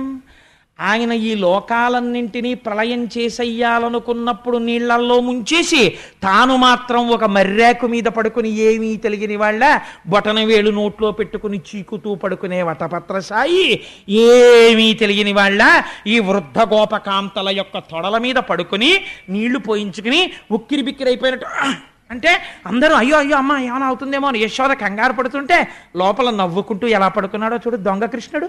అన్నమాచార్యులు వారైతే అన్నారు, సతులు దొంగ నీవని సతులు పొంగుచున్నారా ముంగిటారాడరా మోహనాకారా అని. ఏమంటే మూర్తి గారు నాకు పాడడం రాదు, అయినా ఆనందంలో పాడేస్తున్నాను అనమాట.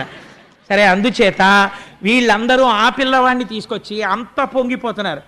పొంగిపోయి ఆఖరికి ఆ పిల్లవాడిని తీసుకెళ్ళి ఓ ఉయ్యాల్లో పడుకోబెట్టారు. వాడికి ఒళ్ళంతా సాంబ్రాణి వేసేశారు.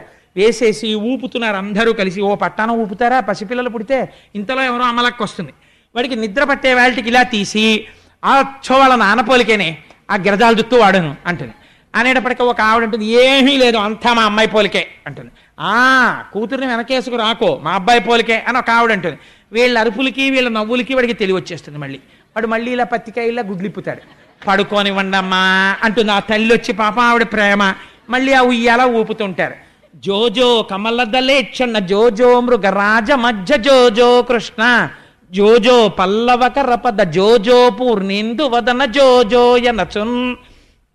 ఆ పిల్లవాడిని ఉయ్యాలలు ఊపుతున్నారట. జోజో కమలదలేక్షణ, తామర పువ్వు యొక్క రేకులు ఎలా ఉంటాయో అటువంటి కన్నులున్నవాడా.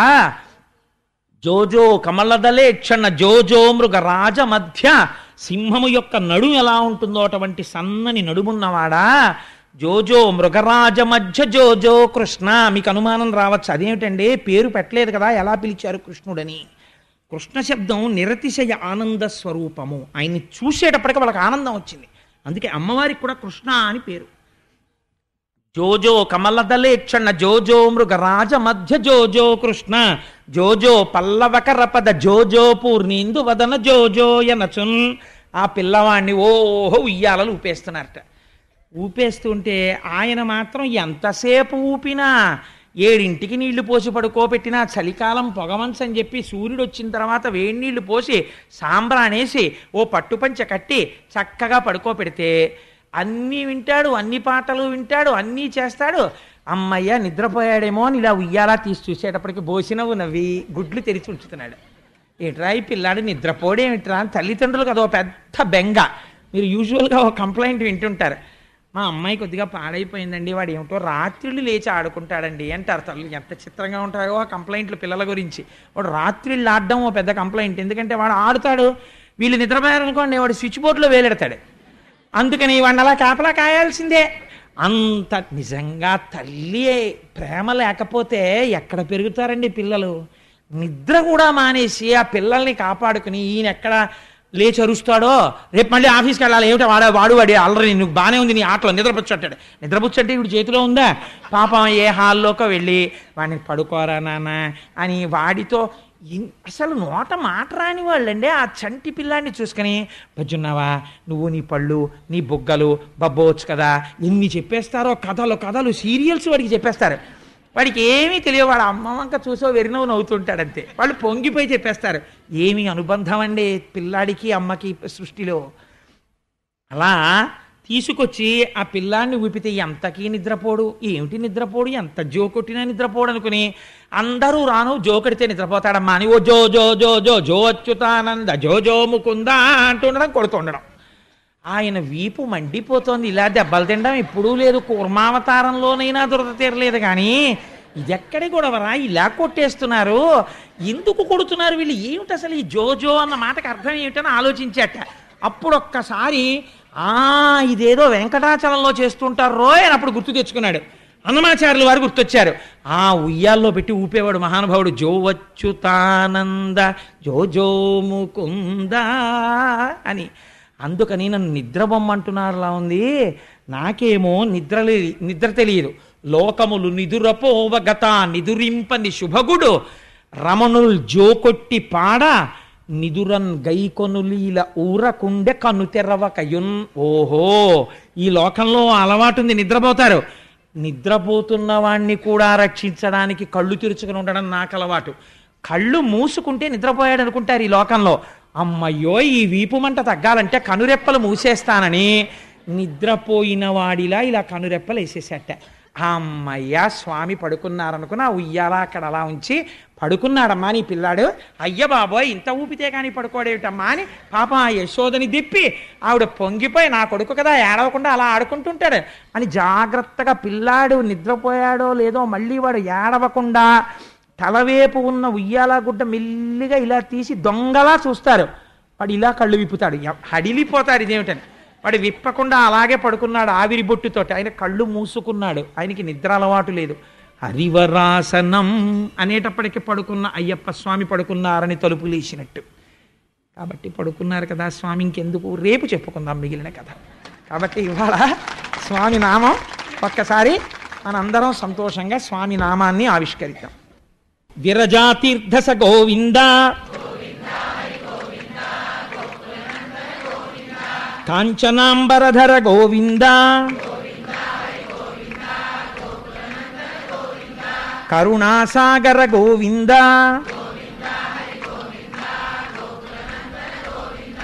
పాప వినాశక గోవింద పాహి మురారే గోవింద మత్స్యకూర్మ గోవింద నందనందన గోవింద నవనీత చోర గోవింద